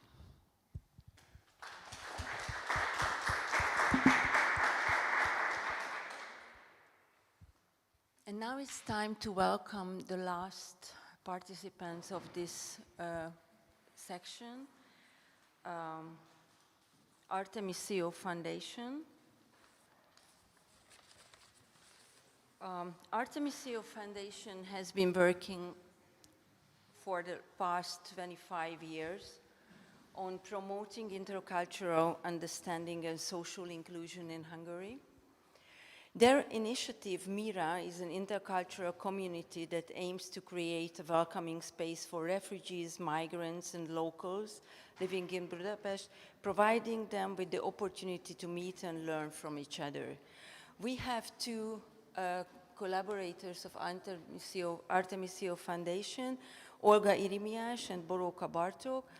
Olga Irimiás is a project coordinator at Artemisio, engaged in cultural and artistic projects, especially in the field of contemporary performing arts.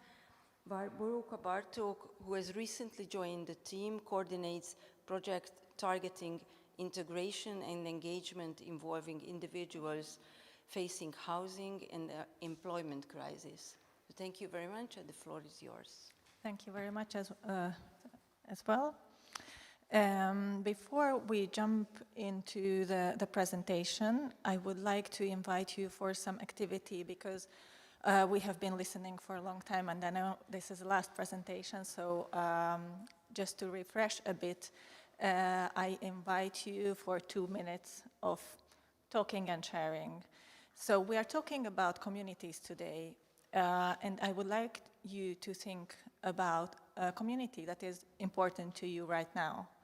And just turn to your neighbor. If possible, choose a neighbor that you don't know yet, if possible, or that you don't know that much. And just 1 minute each, share what you would like to share about what community is important to you right now and why. And just 1 minute each, so it will not take more than 2 minutes. Go.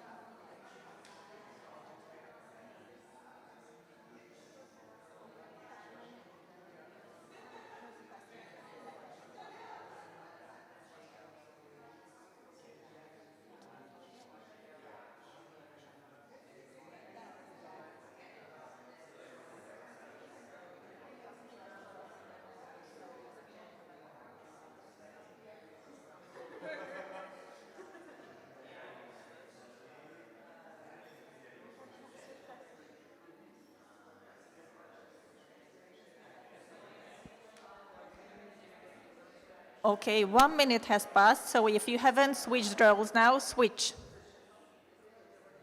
Change. You already did.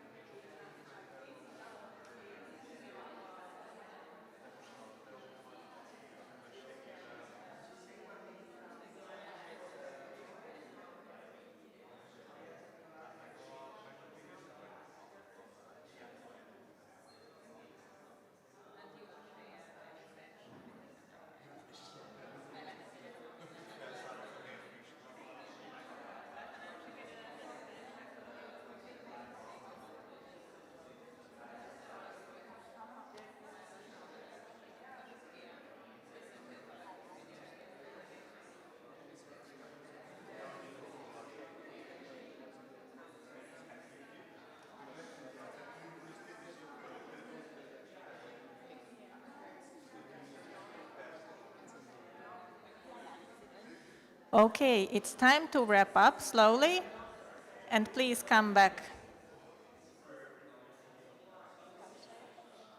Nem kell, vagy nem tudom. Please come back.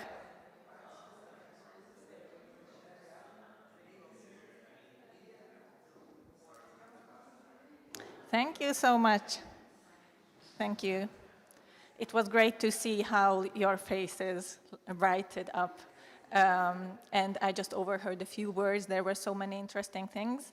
It's a pity that we have no time to really go in more depth into this activity, but I could really tell from your faces that communities are really important to you. And I think it works like that for all human beings. So that's why we are working on building an intercultural community and fostering active participation at Artemisio.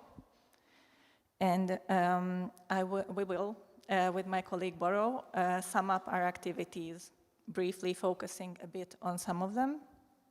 So, as Nicolette mentioned, Artemisio is 25 years old, so we have a lot of activities. And part of them are around Mira Community House and Mira Intercultural Community. I will talk a bit more about that, even though myself, I'm not in that working team. But all the team is now in Germany, together with some community members connected to a participatory action research project. So we will do our best to represent them. We do intercultural trainings. This is kind of the historical background of Artemisio, intercultural skill building. And nowadays it is less present, but still. There is a working group that works on social integration through artistic methods. That's me. And we work with forum theater, community reporting, photo voice, and different other visual artistic methods, and also creative exploration of urban spaces. So we experiment with a lot of stuff. Basically, we are not experts of one methodology, but we like experimenting together with people. We like to promote artivism. Some of our projects do with that. And we have some projects that foster civic participatory participation, and Borough will talk more about those. So, about Mira House. It is a community house, community space that was funded in 2016 after another refugee crisis in 2015. And it aims to be a welcoming space for refugees, migrants, and locals, so it is basically open for everyone, providing them with the opportunity to meet and learn from each other. That is quite broad, but I will let you know in more detail. At the moment, we have about 300 active members. The membership is really fluctuating, so to some programs, a lot of people come, just show up, and then never show up again. But 300 people are regularly coming and signed up to our newsletter. So this is a really active membership. And up till now, up till the end of May, so just for a few more days, the location is in the 9th district of Budapest, in Bokréta Street, and we are moving from the 1st of June to Luisa Street in the 8th district, very close to Kata's space and to Teleki Square. So we are looking forward to this exciting new area and to new collaborations. We run basically different kinds of community programs, such as family programs, outdoor programs, kids programs. These have been very important in light of the Ukrainian refugee inflow, because a lot of the Ukrainian refugees, most of them, in fact, are women with children, and they were extremely isolated coming to Hungary. So these kind of programs where they can be together with other people and go out of the space where they live were crucial. And we really made a lot of efforts to organize more of them. For example, you can see the kite, which is, how to say it, recurring traditional program of Artemisio, because we have one colleague, Mustafa, who originates from Afghanistan, and he's a master of making wonderful, colorful kites from paper and flying them. I don't know how he does it, but it is always a very popular program. And yeah, you can see we organize all kinds of things. And also the intercultural evenings and celebrations that are organized by the community members. So the way we work is that we invite people to these community events, and then we try to engage them and activate them to organize some more events for each other. So usually these are organized by the members of the community who come from Ukraine, Sierra Leone or Afghanistan or wherever, where they can present their own culture. There's always eating involved, so it is quite popular. We have some regular programs.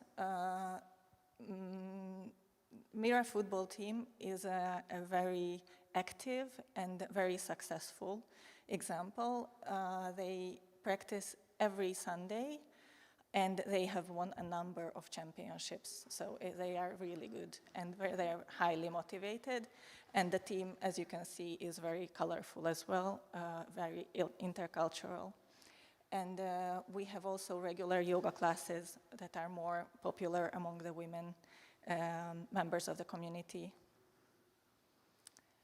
Quite often we organize creative workshops, and again, most of these are realized by community members. So for example, these knitting is organized by a member called Paya. She's from India, and she is really good at that, and she loves organizing these workshops. So it's, again, a great way for the community members to show up. We, in the past, have experimented with different ways of how to organize the community. And unfortunately, during COVID, the community became very weak, so we have to restart the whole thing almost from scratch after COVID. And we organized a Mira Idea Fair, where community members were invited to come with ideas what they wanted to do. And we saw that there's a smaller group, about 15 people, who are regularly quite active in organizing events and planning the next month's events. So now they became the core of the team. Some of them already started working part-time for the organization, but most of them are doing it as volunteers. We have a yearly festival called Bokréta Festival, will be called Luisa Festival from this year, which is a program in the public space Here we try to engage also the local inhabitants, apart from also getting in touch with other spaces and other organizations in the area. Women are an important part because a lot of the women coming from different cultures have different kinds of restrictions in participating in community life. So we often organize women-only programs where it's easier for them to come, to get engaged, to share, to open up. So we have had very good feedback from women members of the community about those. Another type of regular programs that we provide is by our volunteers, and we provide 3 types of help. Mentoring, it is a one-on-one relationship between a volunteer mentor and a community member, usually coming from another country, so refugee or migrant people can have a personal mentor who is usually Hungarian or someone with migrant background but living in Hungary for a long time already, who help them in their personal issues, whatever it is. So it can be from making friends to solving legal issues. It really depends, but it's a mid-term engagement from 3 months to 6 months. So it really gives stability to those people who just arrived. And also regular Hungarian classes and tutoring. Tutoring is for school children. That has been also very important for the Ukrainian families who just arrived. Maybe some of you know that the Hungarian schooling system was very, and maybe still is, very ill prepared to accommodate those children. A lot of them don't understand Hungarian, and there's no other way that they would be hosted in another language. So basically, learning Hungarian for them is the only way. So we try to help with that. For the parents, the adults, we try to help in finding their place in the society, to find a job or start a business. And for that, we organize regularly job skills trainings and orientation clubs, which are more like info sessions about specific fields of life in Hungary: finding a job, starting a business, public transportation, healthcare, things like that.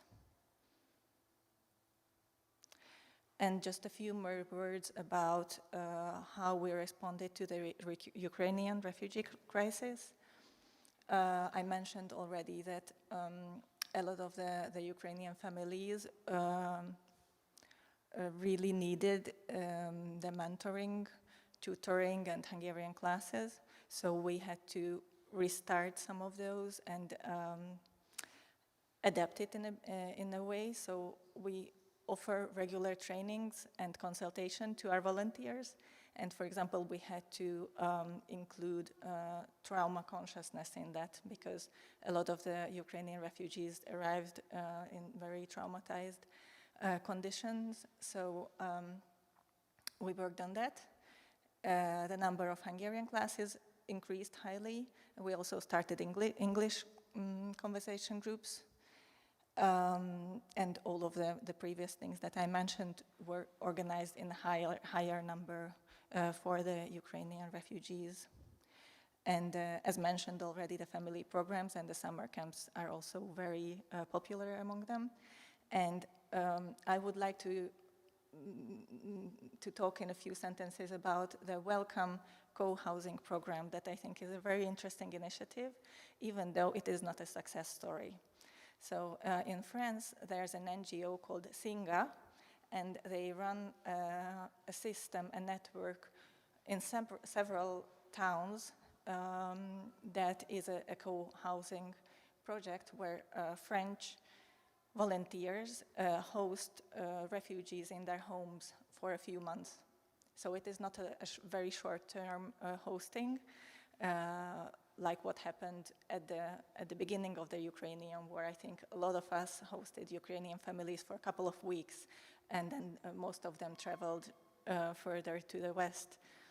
But this is to provide really a few months of stability to the refugee families. And in France, this is a well-working system. It works in several cities already. And after the war started, and a lot of the Hungarian families were hosting Ukrainians, we invited some people from Singa to teach us how they started their project, and we adopted it to Hungary, and we started it. And we dedicated a lot of energy into it, and we were not able to start it. So after a few months, we had to give up.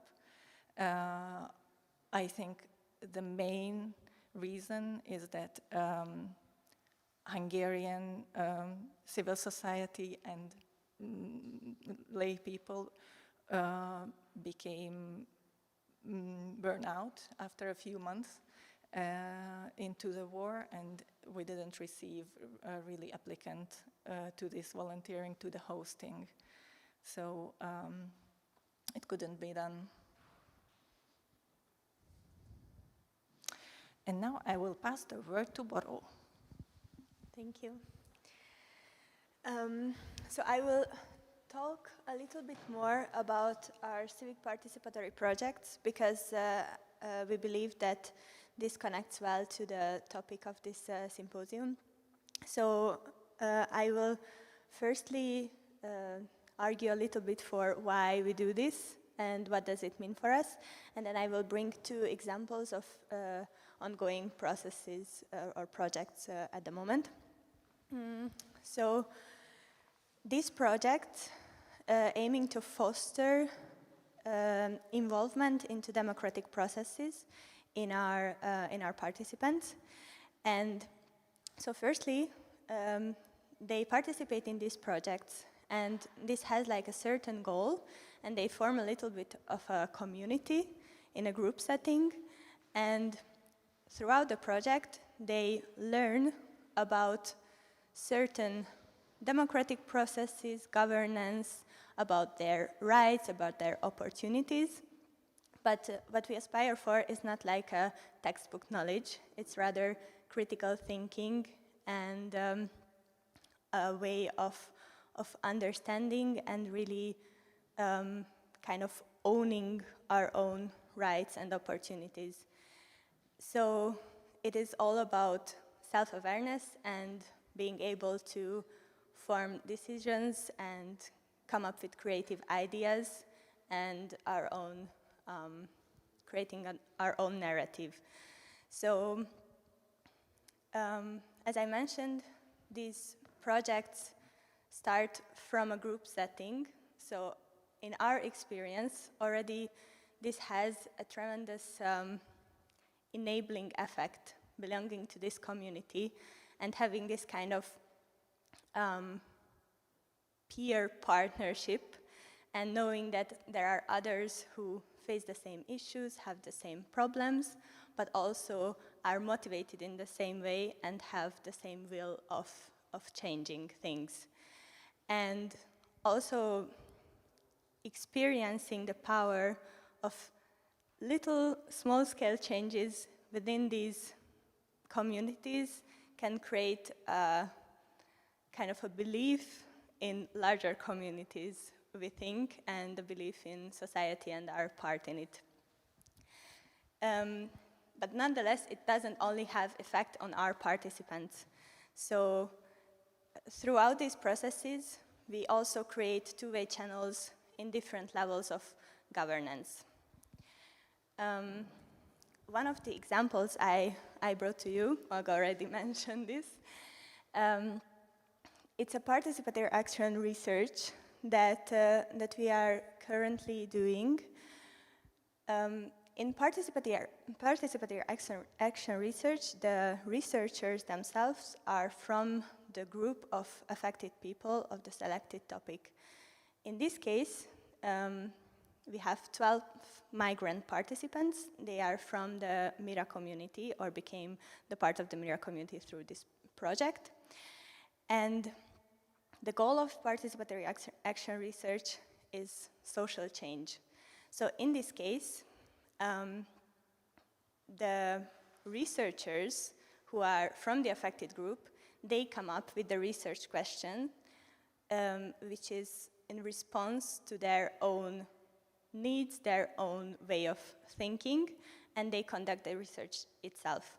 And in this case, they did a survey and multiple focus groups, and their selected topics were the democratic rights of refugees and immigrants, the social services that are available for them, the availability of healthcare, and different topics about employment. The reason why they chose these topics is because there is a high level of disregard in the local level, in the municipal level of these topics, and the lack of information in other languages other than Hungarian. So even if we have a regulatory system that kind of sets the rights and the possibilities for this group, but the level of governance, the municipality, is not doing a good job in kind of providing these services, because these people don't even know about their opportunities, since the information is not available in languages that they understand.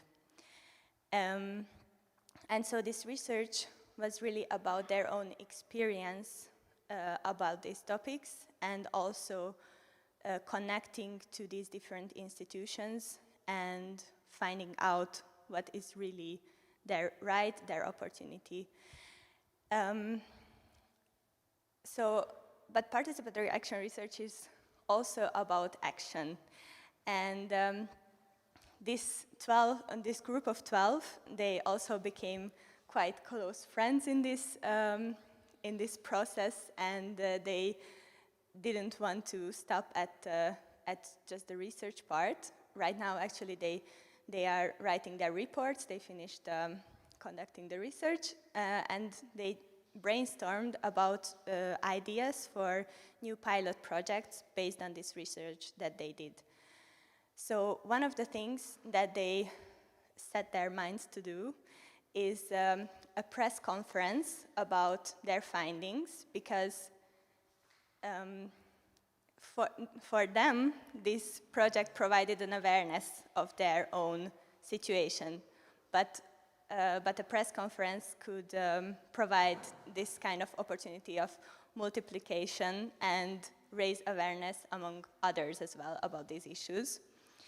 And another thing that they decided they would like to do is a website or application where they share this very crucial information and links that are helpful and guidance, because these really are topics that is necessary for everyday life. I mean, the access of healthcare or different social services, or how to go to kindergarten or anything like this. So they would like to give back this knowledge to their community and have kind of a dissemination effect.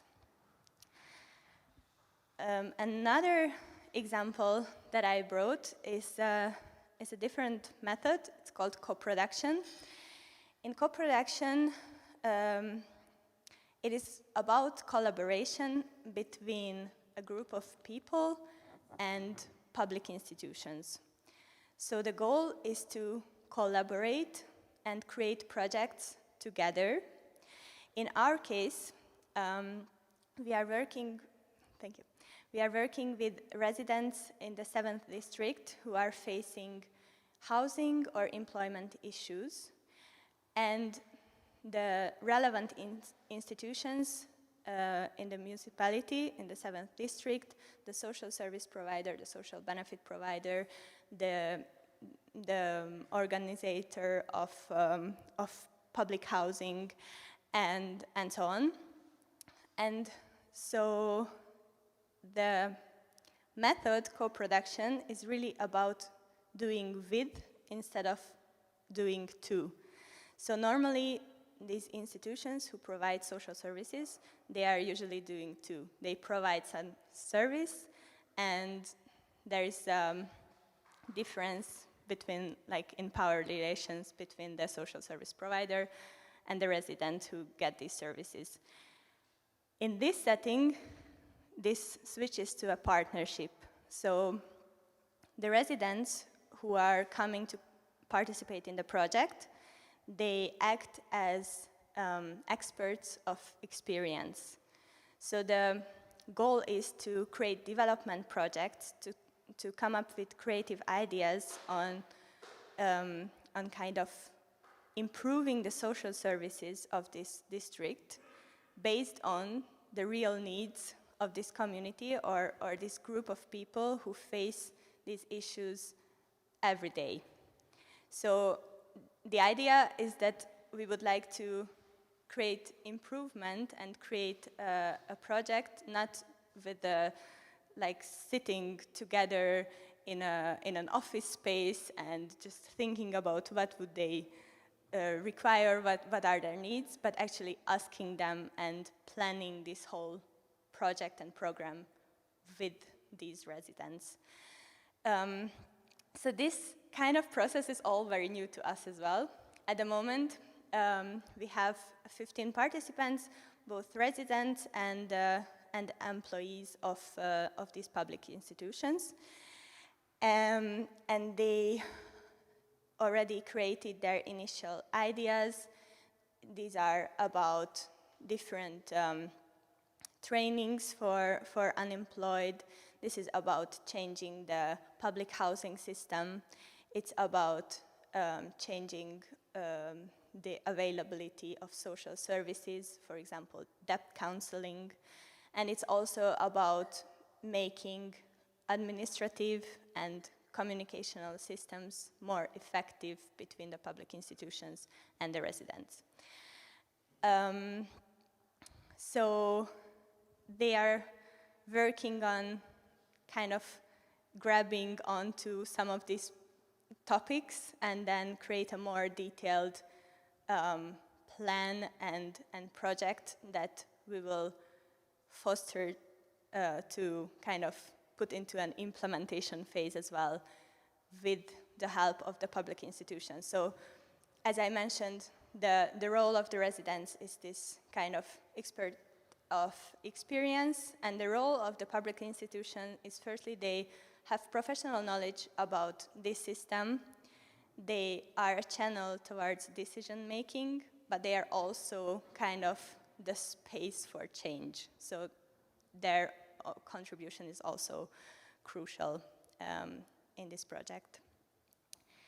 And I also wanted to mention the effect of war and crisis on these processes or on our work. So on the one hand, these disruptions that it creates in the system creates a momentum. So for example, because there are again more Ukrainian refugees coming, the municipalities who are usually turning a blind eye towards this problem or towards these people now kind of turn a little bit towards this and have a more constructive attitude to this topic.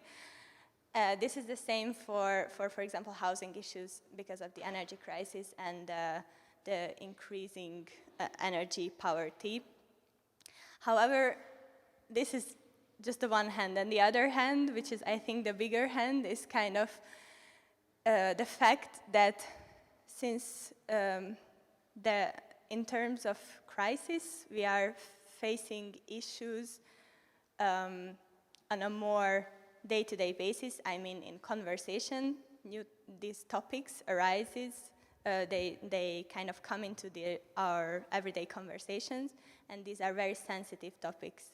So our work about intercultural communication and developing our intercultural skills and kind of building self-awareness is as important as ever in these times. Thank you.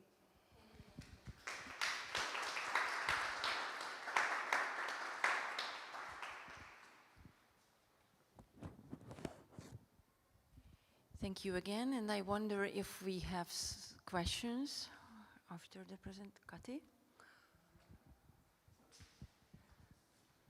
It's very practical questions, the question of the language. So you already mentioned intercultural conflicts, but I assume that it must be pretty difficult with people coming from very various backgrounds to build a community. And I assume that not all the people speak English, so there is no lingua franca, and I'm just wondering, how do you do that?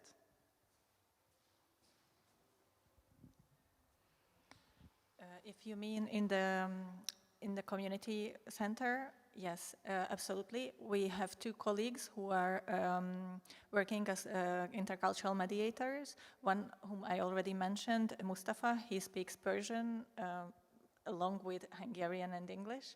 So he is one of those people who can really reach out to some communities who don't speak Hungarian and English. And we have also Natalia, who's Ukrainian, and she's working with us part-time to reach out and to bridge that language gap with the Ukrainian refugees. Of course, it doesn't cover all the languages, but also it often happens that when we organize something at the event, if someone doesn't speak Hungarian or English, there will be someone who can translate for them. So often it somehow is solved by the community. So we can do that much, that we make efforts. Of course, we can't solve this problem 100%, but also the community helps themselves. Thank you. Thank you very much. And if we don't have any more questions, then I would suggest a break of 15 minutes. And after this 15 minutes, we will all back for the closing discussion. Thank you very much again.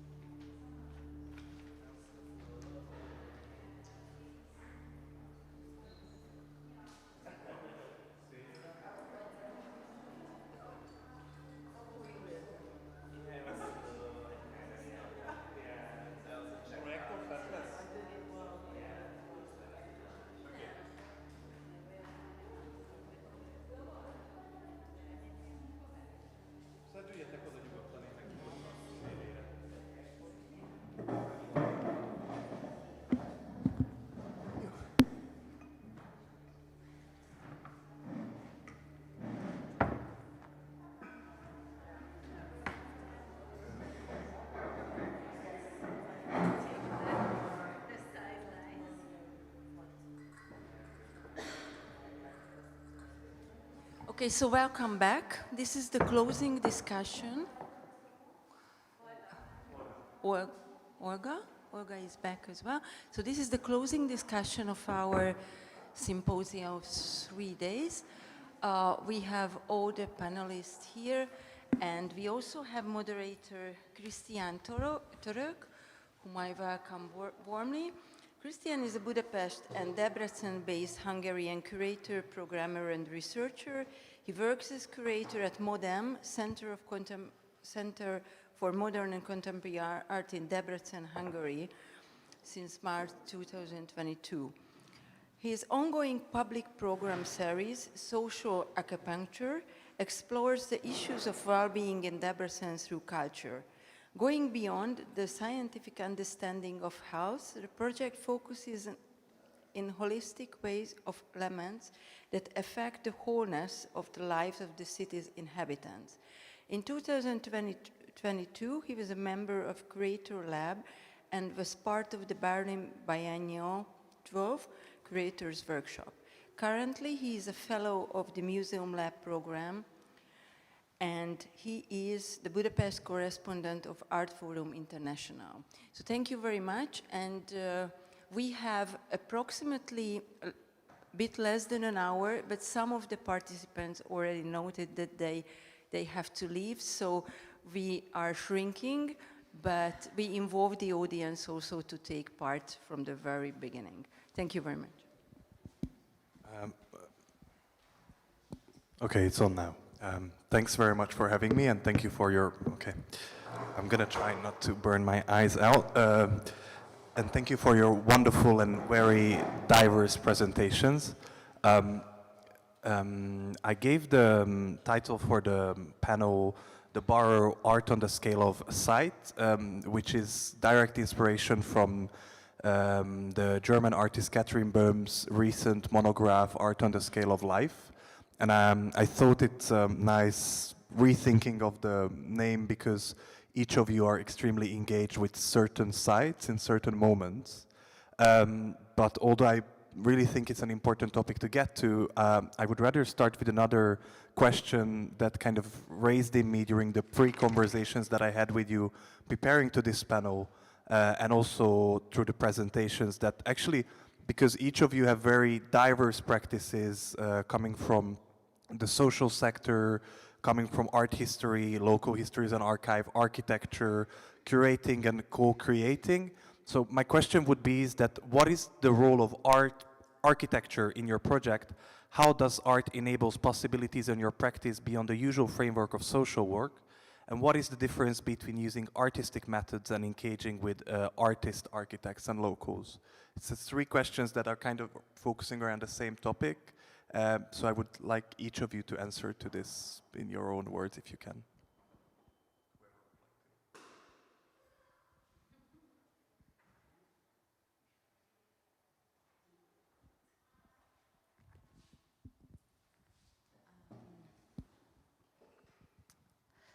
I mean, I think in the projects that I was talking about, very specifically, art is the form of articulation of these projects. Like it's the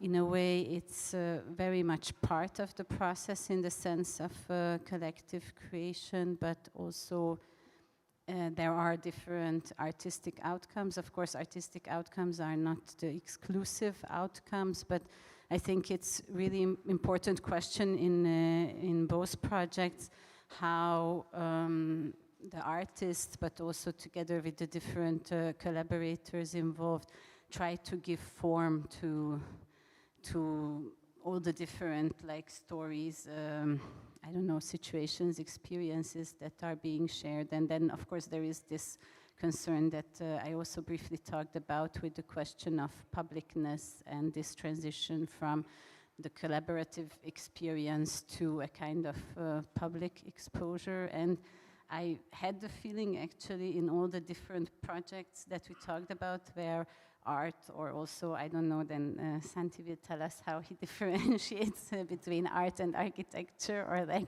different forms or practices of creativity.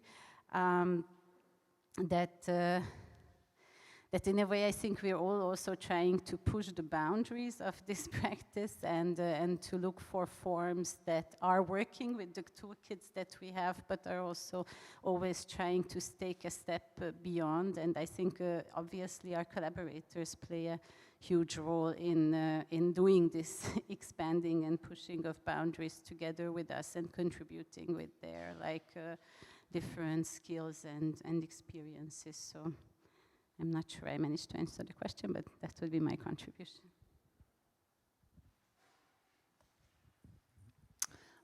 Actually, I have many answers, not just one. Maybe quite simple ones. I mentioned that I lost my enthusiasm towards what I did in the last 20 years, what art means to me, what actually the medium of doing an exhibition means to me in terms of what is the goal. Is it just a simple representation? Okay, I did my job. Because I was engaged with feminist art and the female perspective since the university.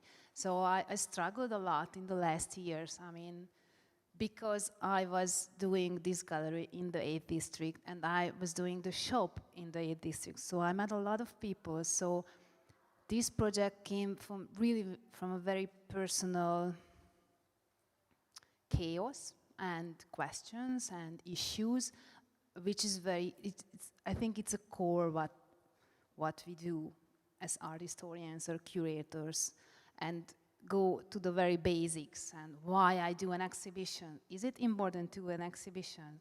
Is it important to participate in this circular way of doing these very formal interactions, what exhibitions mean in a gallery, in a big institution, etc. So that was my basic ground for this project. And I still struggle what art means to me right now, but I do feel a great interest in people. So I do enjoy to be with people, with any kind of people, with artists, with people on the streets, with the community which I'm part of here in the district.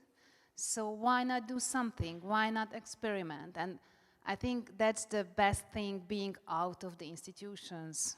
I'm out of the institutions since 12 years, so I have this freedom just to have these very basic questions. Do I enjoy what I do?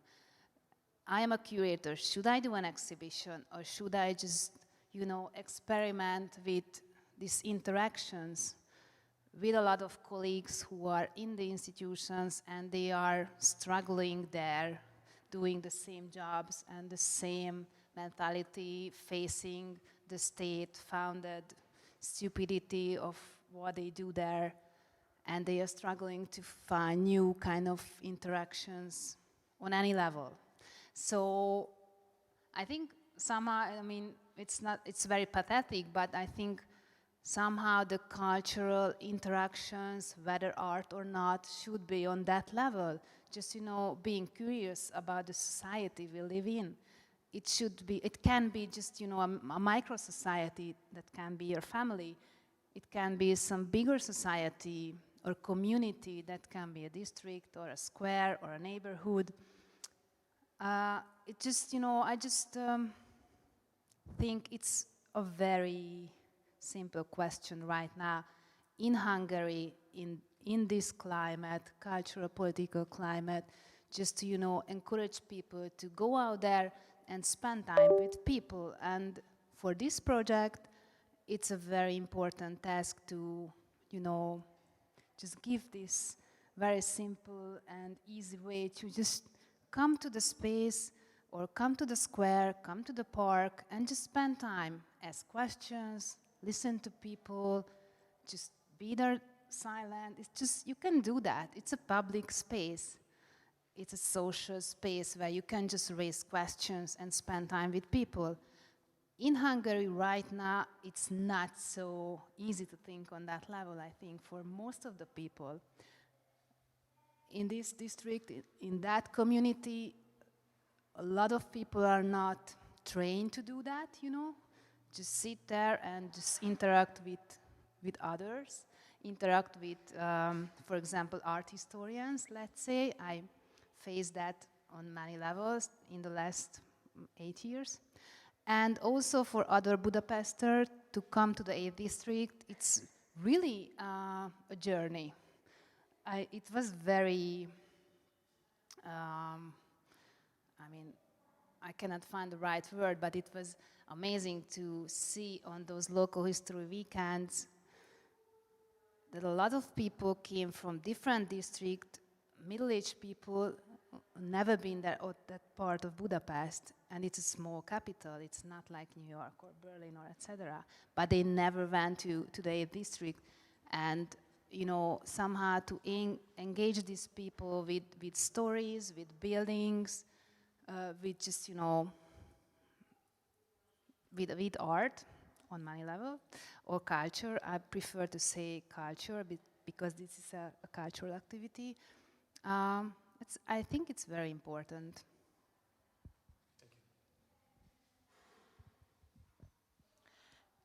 I can really relate to what both of you said. I think, I totally agree. In our practice also, I find that art can be a great way of articulation and of connecting people and networks and organizations, places.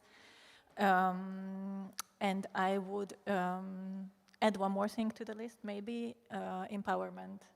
So a lot of times I see that the people we work with, they often have no experience in art, and they start from, no, I can't draw, I have never learned it, I don't know how to do it.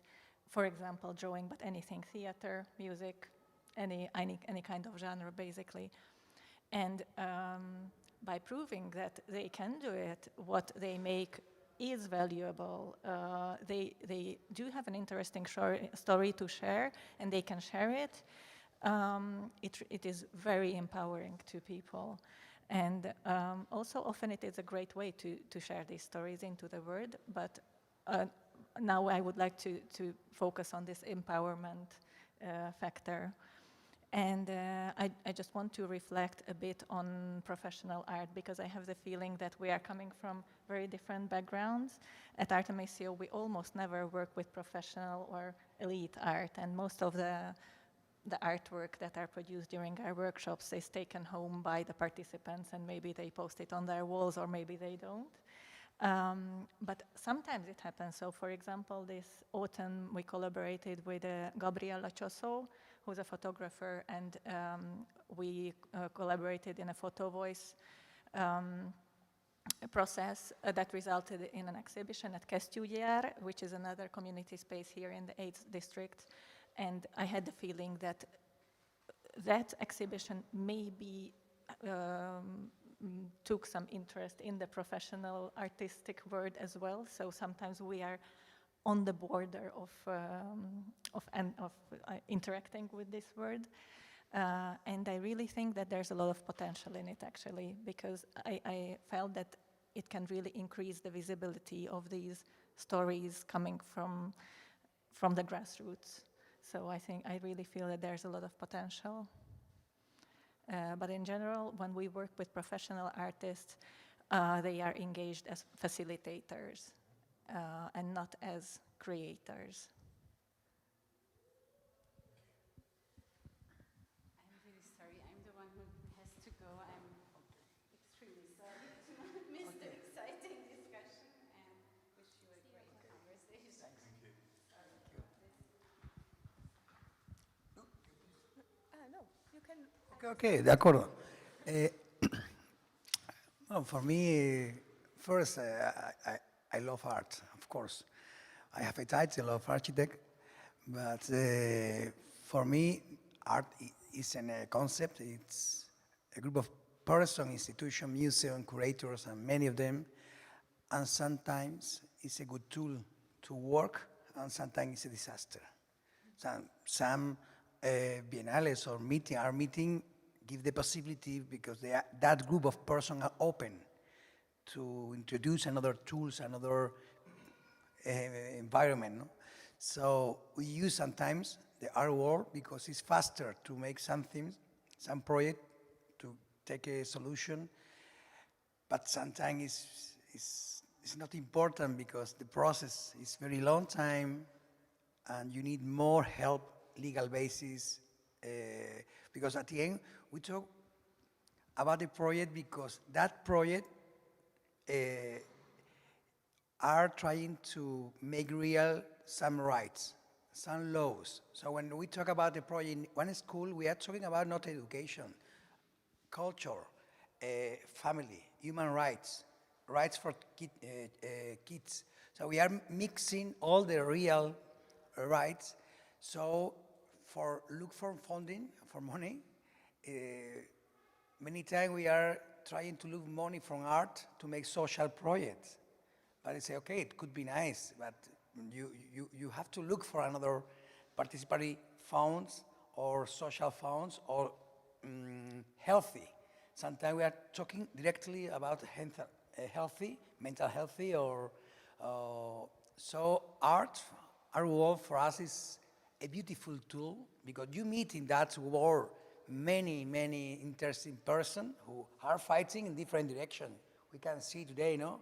Direction with refugee, immigrant, dignity, healthy and all. No? So for me, art, if now we have a very clear example. We are working now in MACBA, the Museum of Art of Barcelona, and it's a very, very hard machine. They are trying to involve more neighbors from the Raval. In Barcelona, they are trying to connect with the school, they are trying, and then in the last 20 years, they thought that, no, we are working with the school, but in a very, very silly way, really. Not involving the family, not involving the kids, really, making some workshops, very beautiful for the MACBA, with kids, the picture and the kids, but at the end, not involved, really, in the day-by-day life of the museum or the day-by-day life of the environment, that neighborhood, Raval.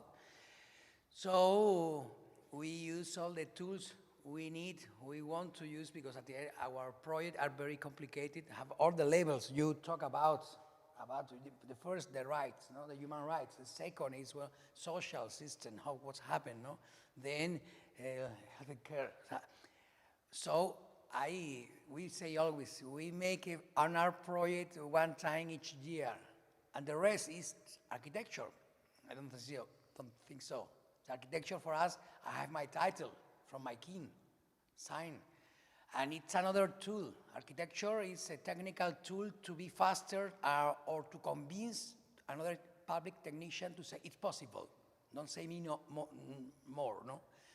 If not, use a lawyer, if not a social worker, no? For me, it's a very complex system where we need all type of person, all type of energy, all type of education. No? So for me, art, of course, we are involved day by day, but it's at the end, for me, it's a personal experience and a collective project, a way of life, simple. Do you want? Thank you. So I want to kind of add one more thing that I think in our, for example, in participatory projects or any kind of group project, art can be an enabler. It can be, as you said, also a tool. So we always say that we work with non-formal methods, and so usually when in this kind of group setting we use artistic tools, it's not really for the sake of art, but for the sake of switching viewpoints or creating a collaborational spirit in the group, or some kind of, it has this kind of purpose and a role of an enabler method for us. Okay, it's working. Thanks very much. And it also, I mean, it was kind of a provocative question in a way, that to see that where is your position with this kind of conservative term of art. So I really appreciate that you all took the time to kind of explore what's your different angle on it. My second question would be, for the site part of my title, is that how one can create a site. So each of you work differently with the idea of site. So Kati is not here anymore, but she works with a temporary site. Santi, you also engage with different opportunities. Kata, you have been engaged with one local, and both of you as part of the foundation have worked with one site, but you are moving to another site now that kind of changes some things. So I'm interested in how one can create this site, you know, this opportunity, a situation where one can engage with things, and also what is the process to be a host in these sites, and how one gets invited to be a host there. So how you get invited for hosting. I hope the question is kind of clear.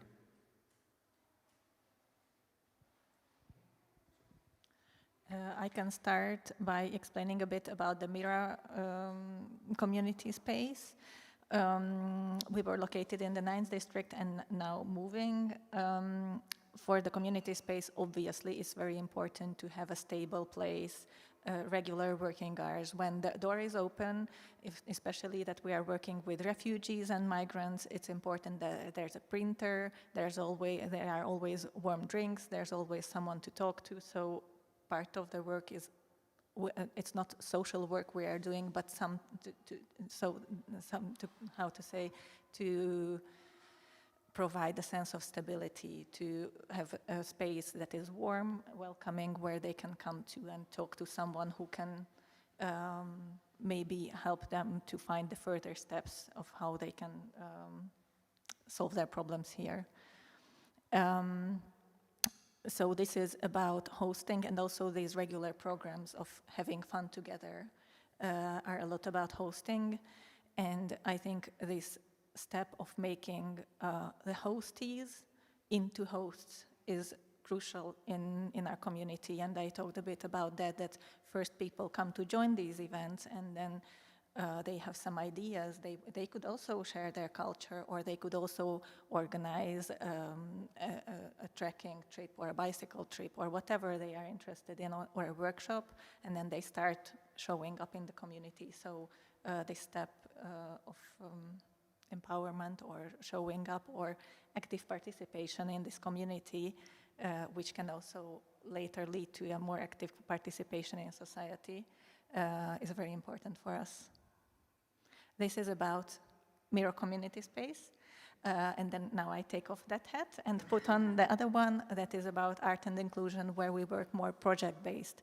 And we do a lot of things outdoors as well, or indoors. So there we have to create a space, and we use a lot of informal methods to bond people, such as what you did at the beginning of our presentation, so that people can really present themselves, so that there's some kind of group cohesion there. So there's a space, safe space where they can express themselves, I think is very important. And also giving them tools which can be often artistic and can be super simple. So we have a couple of times realized chalk projects. So on the street, we just write a question on the walkway and just provide chalks for everyone, for the passers-by to add their own answers or drawings. So it can be really super simple, but somehow they engage people.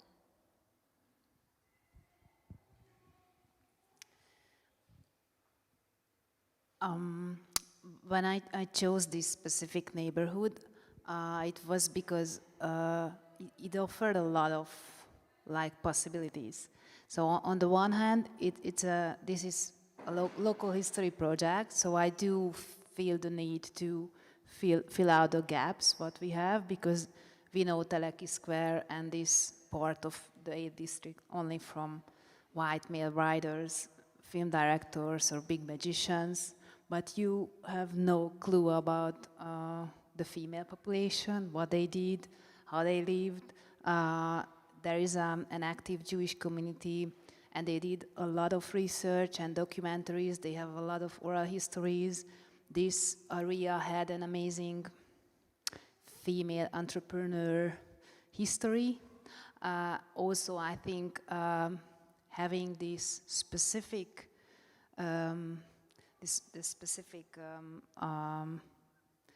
flea market history of the square, I mean, having this informal market, this informal architecture gives a lot of possibilities how to create new cultural constructions, the fence with the park, again an amazing topic, how to relate to that topic today in Hungary. So I think, there's this historical interest in it, but also I think the present, it's super interesting. Having this Muslim community, having a growing gastronomic interest in the first part of Népszín High Street, but you have this dying neighborhood over there with this amazing park. I also miss actually this temperament of the Hungarian art scene, what we had in the 90s when I was socialized at the university. So there was a lot of very engaging projects on the streets, illegals. And so it was a lot of, risk-taking, what I miss today in this climate in Hungary. So it's, for me, it's a way somehow to maybe inspire some artists to do those kind of projects or jobs or collaborations. I do see that what I miss as a curator, the attitude of photographers being more like an anthropologist, taking the time and the personal interest in a project. It's a long way how to, being inspired and building up connections, personal connections with people. And I do miss that kind of projects with photographers and from photographers to see those end results and also to see the engagement, because that mentality is missing for different reasons. I think that the museums or the big institutions are now not really taking the courage to touch again and again those topics like gender, ethnicities, cultural identities, or cultural hybridity, which is very hot right now, but I do miss those big interpretations. So maybe on small level you get interested artists and they will just channel somehow the attitude towards different levels, different institutions, different collaborations. So it's an experiment, but I'm trying to, implement a lot of interest what I have, a lot of need what I have in this cultural field. And I think that side gives a lot of opportunity how to connect those kind of interests.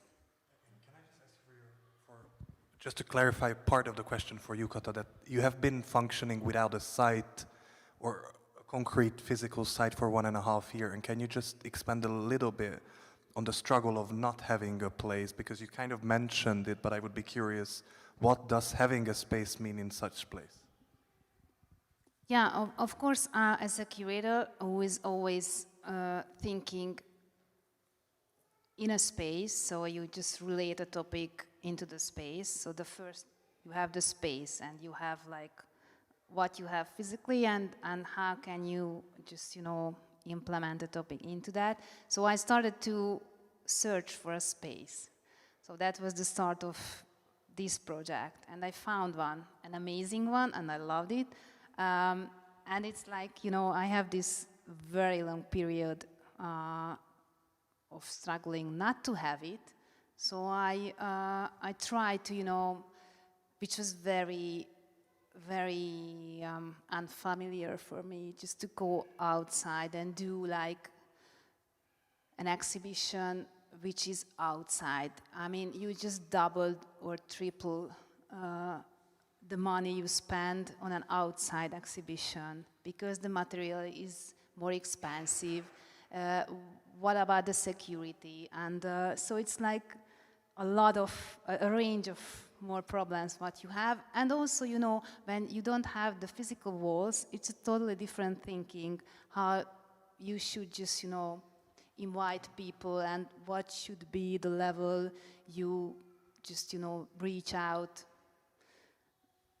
Not just, you know, the vocabulary, but the visual level, and how do you make it familiar for a bigger audience, and what, I mean, what is, the basic question is, I mean, when you just do an exhibition in a park, for example, that a lot of people will see it, even when they don't want to see it, you know. They don't want to see an exhibition, or they don't want to see something unkind or strange in a park, and you should relate to that idea. So a lot of new questions, which I was not prepared to, but I mean, it was an interesting journey, but I do feel that I'm more comfortable to have one space and reach out to the streets, to the park and etc. But I do, it's maybe very old-fashioned, but I do think that a physical space helps to, you know, just, you know, work on different levels, and it can be interesting not having a physical space and hosting different kind of events, even exhibitions, even just, you know, public art somewhere. But it's a different kind of thinking.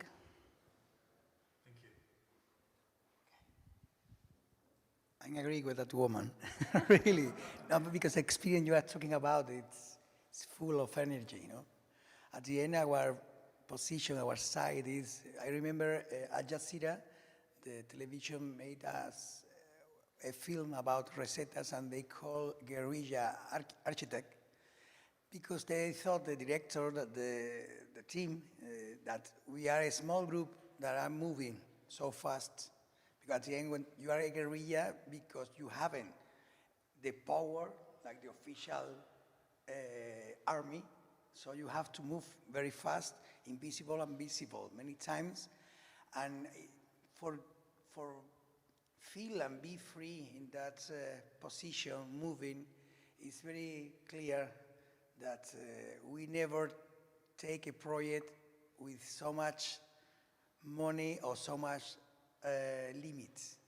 So so much times different agents or person or collective try to involve in another type of project that could be interesting in the first time, but you check during years is a way to control the way you think, really. I remember in Italy or others that they say, no, you will make a beautiful social project. But around that project that could be nice, beautiful, if you check, you study, you control, appear many different questions that are very, very dangerous. So our side is the correction, to be alert what's happening around. Normally the people who phone us to collaborate with them are amazing, no? But day by day appear like a museum or like another investor or an art foundation too could be. It's, I can't say, at least you know, but Sand Foundation in art, La Carasso, no? Carasso Foundation is from France and in Spain. Day by day, they appear more a public administration. So he make a strict protocol to make art, to make social art, to make art and education, and they are now making contract with Barcelona, Sevilla, Valencia, Madrid to show, to teach to the culture technician how to make it. But it's like so much regulation to make art. So we spend some time attacking them. So not only proposing is another way to, but when the people demand us, normally we win, no? But when we are attacking day by day some question, they win. I don't understand what happened. But if you want to spend your time to demand with legal basis or directly in newspaper, it's very hard. So at that point of work, that side of work to demand, to press, day by day we prefer to act, to go and make and give that action to other people. Because it's very sad, very tired to be day by day. But when we work with one institution, at least we are invited now to the Fundación in Santander. And the first, at least, is a big museum from a bank, La Fundación Botín in Santander, with a beautiful building of Renzo Piano. And they proposed to make a workshop in summer, and we say, okay, but the first, at least say, okay, can you give me your regulation in your museum, in your foundation, and they say, for what? No, we are only asking you why is your way of work, how you involve people, but for what? Really, for you. If we work with you, I want to know I want to be transparent, no? We are, so please. So we spend many time checking the group, the institution, so to feel free or not. And sometimes I think I make a joke before. Sometimes it's beautiful that one day we are with a mayor or a minister or working with teenagers from refugees in Madrid, but the next day we are with the academy, very sometimes posh and elegant. So it's a mixture. Day by day, all of us make a mixture. And sometimes we play, I say we are correct, we try to make correct, but many times we make lies, it's mentira, no? A lie. Lies to technicians and politicians. We invent sometimes European regulation. In a meeting very fast, we say, but we have a new law in Europe. It's false. And the technician, because they say, okay, yeah, I know, oh, correct, come on, yes, okay, it's false. All people, me, one day you love your mother, but one day, one lie, it's not bad. Okay, Mom, I want to be with my friends to the beach, and you. So we play so much with the institution, because that institution, sometimes they are fucking you, lying you, making to wake so much the people. So if they play, we play. That is our correction.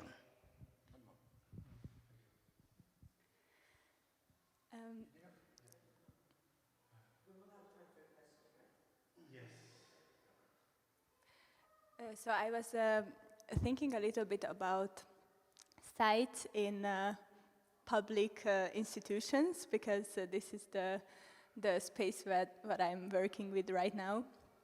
And I think it's very interesting how they really have these strong messages.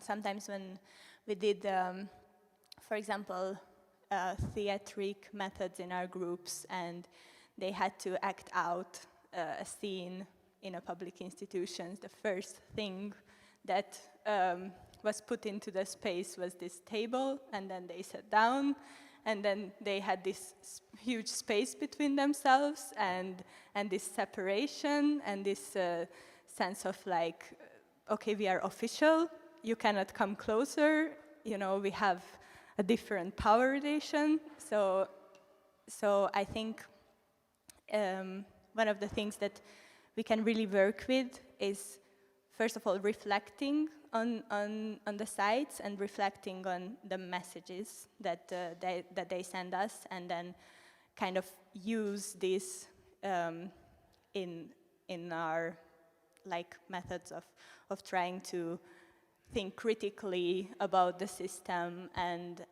trying to come up with creative ideas and think outside of the box. So this can be used as a point of reflection. One of the very interesting stories that I have now about this, the effect of space on us, was that we were talking about how great it would be if these offices had a place for children where... No, the offices of public administration, sorry, had a place for children, and then one of our participants said, but not those kind when you have, you know, in the corner, this small green IKEA table, and then a couple of papers, and these colorful pencils which are broken and not working anymore. And everybody exactly knew what she was talking about. And we had the same kind of feeling, yes, we don't want that. So it's kind of really a point of reflection and what we can work with when we really think about the messages of these sites.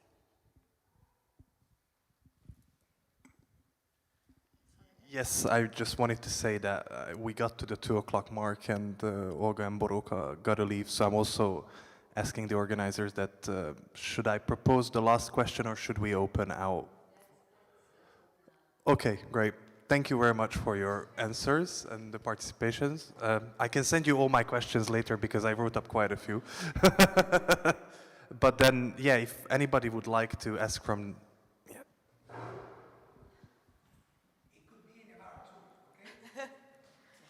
Thank you very much, Santiago. I want to ask about, because you do have a lot of stories, the process stories of process for each and every project that you do with the group, and also other individuals that you collaborate with. How do you, just want to ask about, like, do you document these processes, and how do you document it? And because your experience with the communities, your experience with individuals who are collaborating with you, or the bureaucracy, they probably vary a lot. And how do you document all of this? Okay, bueno. First, day by day, our total weapon, that box, now 2 boxes full of documents. Oh yes, the black box, the one that, yeah, that is the total weapon, but each project, from the project in Documenta, I don't know if you have the inform, do you know, do you have? I will say now. Because each project we study not only the participation, the people, the number of people, the age, the culture, we study the time. So when you make the first question to the city, to the institution, what's happened, in which period of time, so we make inform of all the projects we make, but we have all of this, sometimes appearing on our website, sometimes when another thing, we spend, sometimes so much time, but from the beginning, our name is Recetas Urbanas, Urban Recipes, because there is an invisible job we made during all weeks. Appear a group in Coruña, a group in Chile, who write us, oh, we are trying to make, so we send some information, like a help, and say, okay, if you research in that point, we have that law, but you are from Chile, I check the law in Chile, so use that. So we, in free way, we have, 10 years ago, we have 2,000 mails that I respond, all of them, each one with one different history. It's our participation, so we have informed, but we need more time, Alice and me, our website, our Instagram, we only make a new one time each 2 months. So we have it, but if you want more informs, I will send you. What about the internal discussions? Because I do feel like there's a lot of internal discussions. Like you try one municipality, that doesn't work. You go to a ministry, and there's a lot of negotiations within the group as well. Do you document that as well? Yes. I mean the strategies. The official documents I understand, but what about the strategies? If you check one of those documents, we make the first, but we are finishing in Barcelona, but each project we have, the Cartel of Medellin, we have all the person, agents, institution, and we say, we will connect first that 4. And they say, no, no, possible. And then, so we make... It's almost like a map. A map of agents where appear all people, and we make public. Sometimes some institutions say no, no, and I put, we call, we phone that day, and they say no. I remember at least in a meeting with the director of culture in Andalusia, and it was very hard because appear she and say no, because he said no, sorry. The day 4 at 8 in the morning we have a meeting where you say blah, blah, blah, blah, at least. Okay, but no, but the second it was a call. So we are very strict to check, to have the energy to say no, no. We made in the good way, but it was impossible because that person, that moment, that minister, so we try. So we have so much informed. Our college say, you are crazy because nobody pay.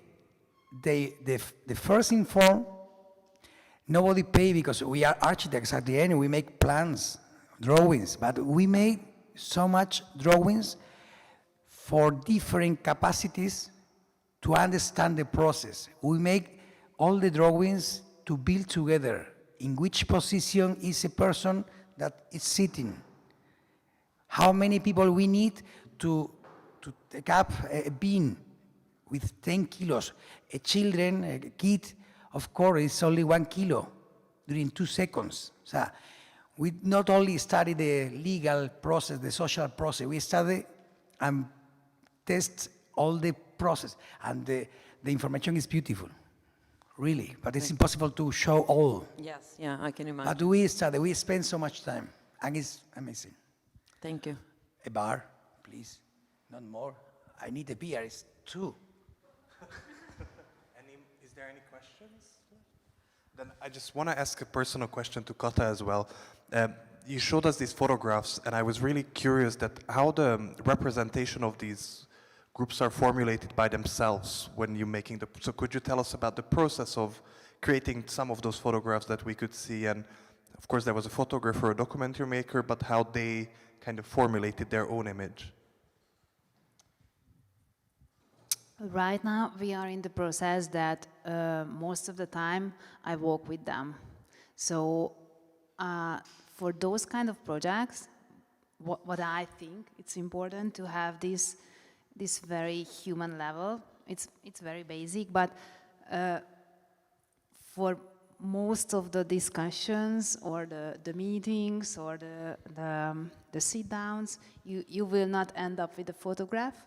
So I think it's on that level right now in this project, it's very important to spend time with people. I spend time with artists who are not really have those kind of projects, just, walk on the streets, go into the shops, just sit down, maybe eat there, maybe just do business with them.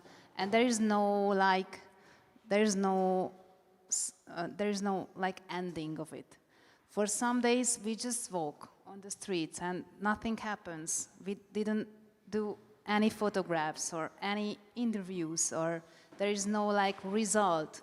But the result is to slow down and get interested from both sides, from my side, from the artist side, and from the one on the other side, let's say, the one who keeps up with the shop, or just, it's a neighbor or someone we just met in one shop, and, we just have a talk, how nice your daughter, and I mean, it's very personal, and those are endless walks and endless meetings, and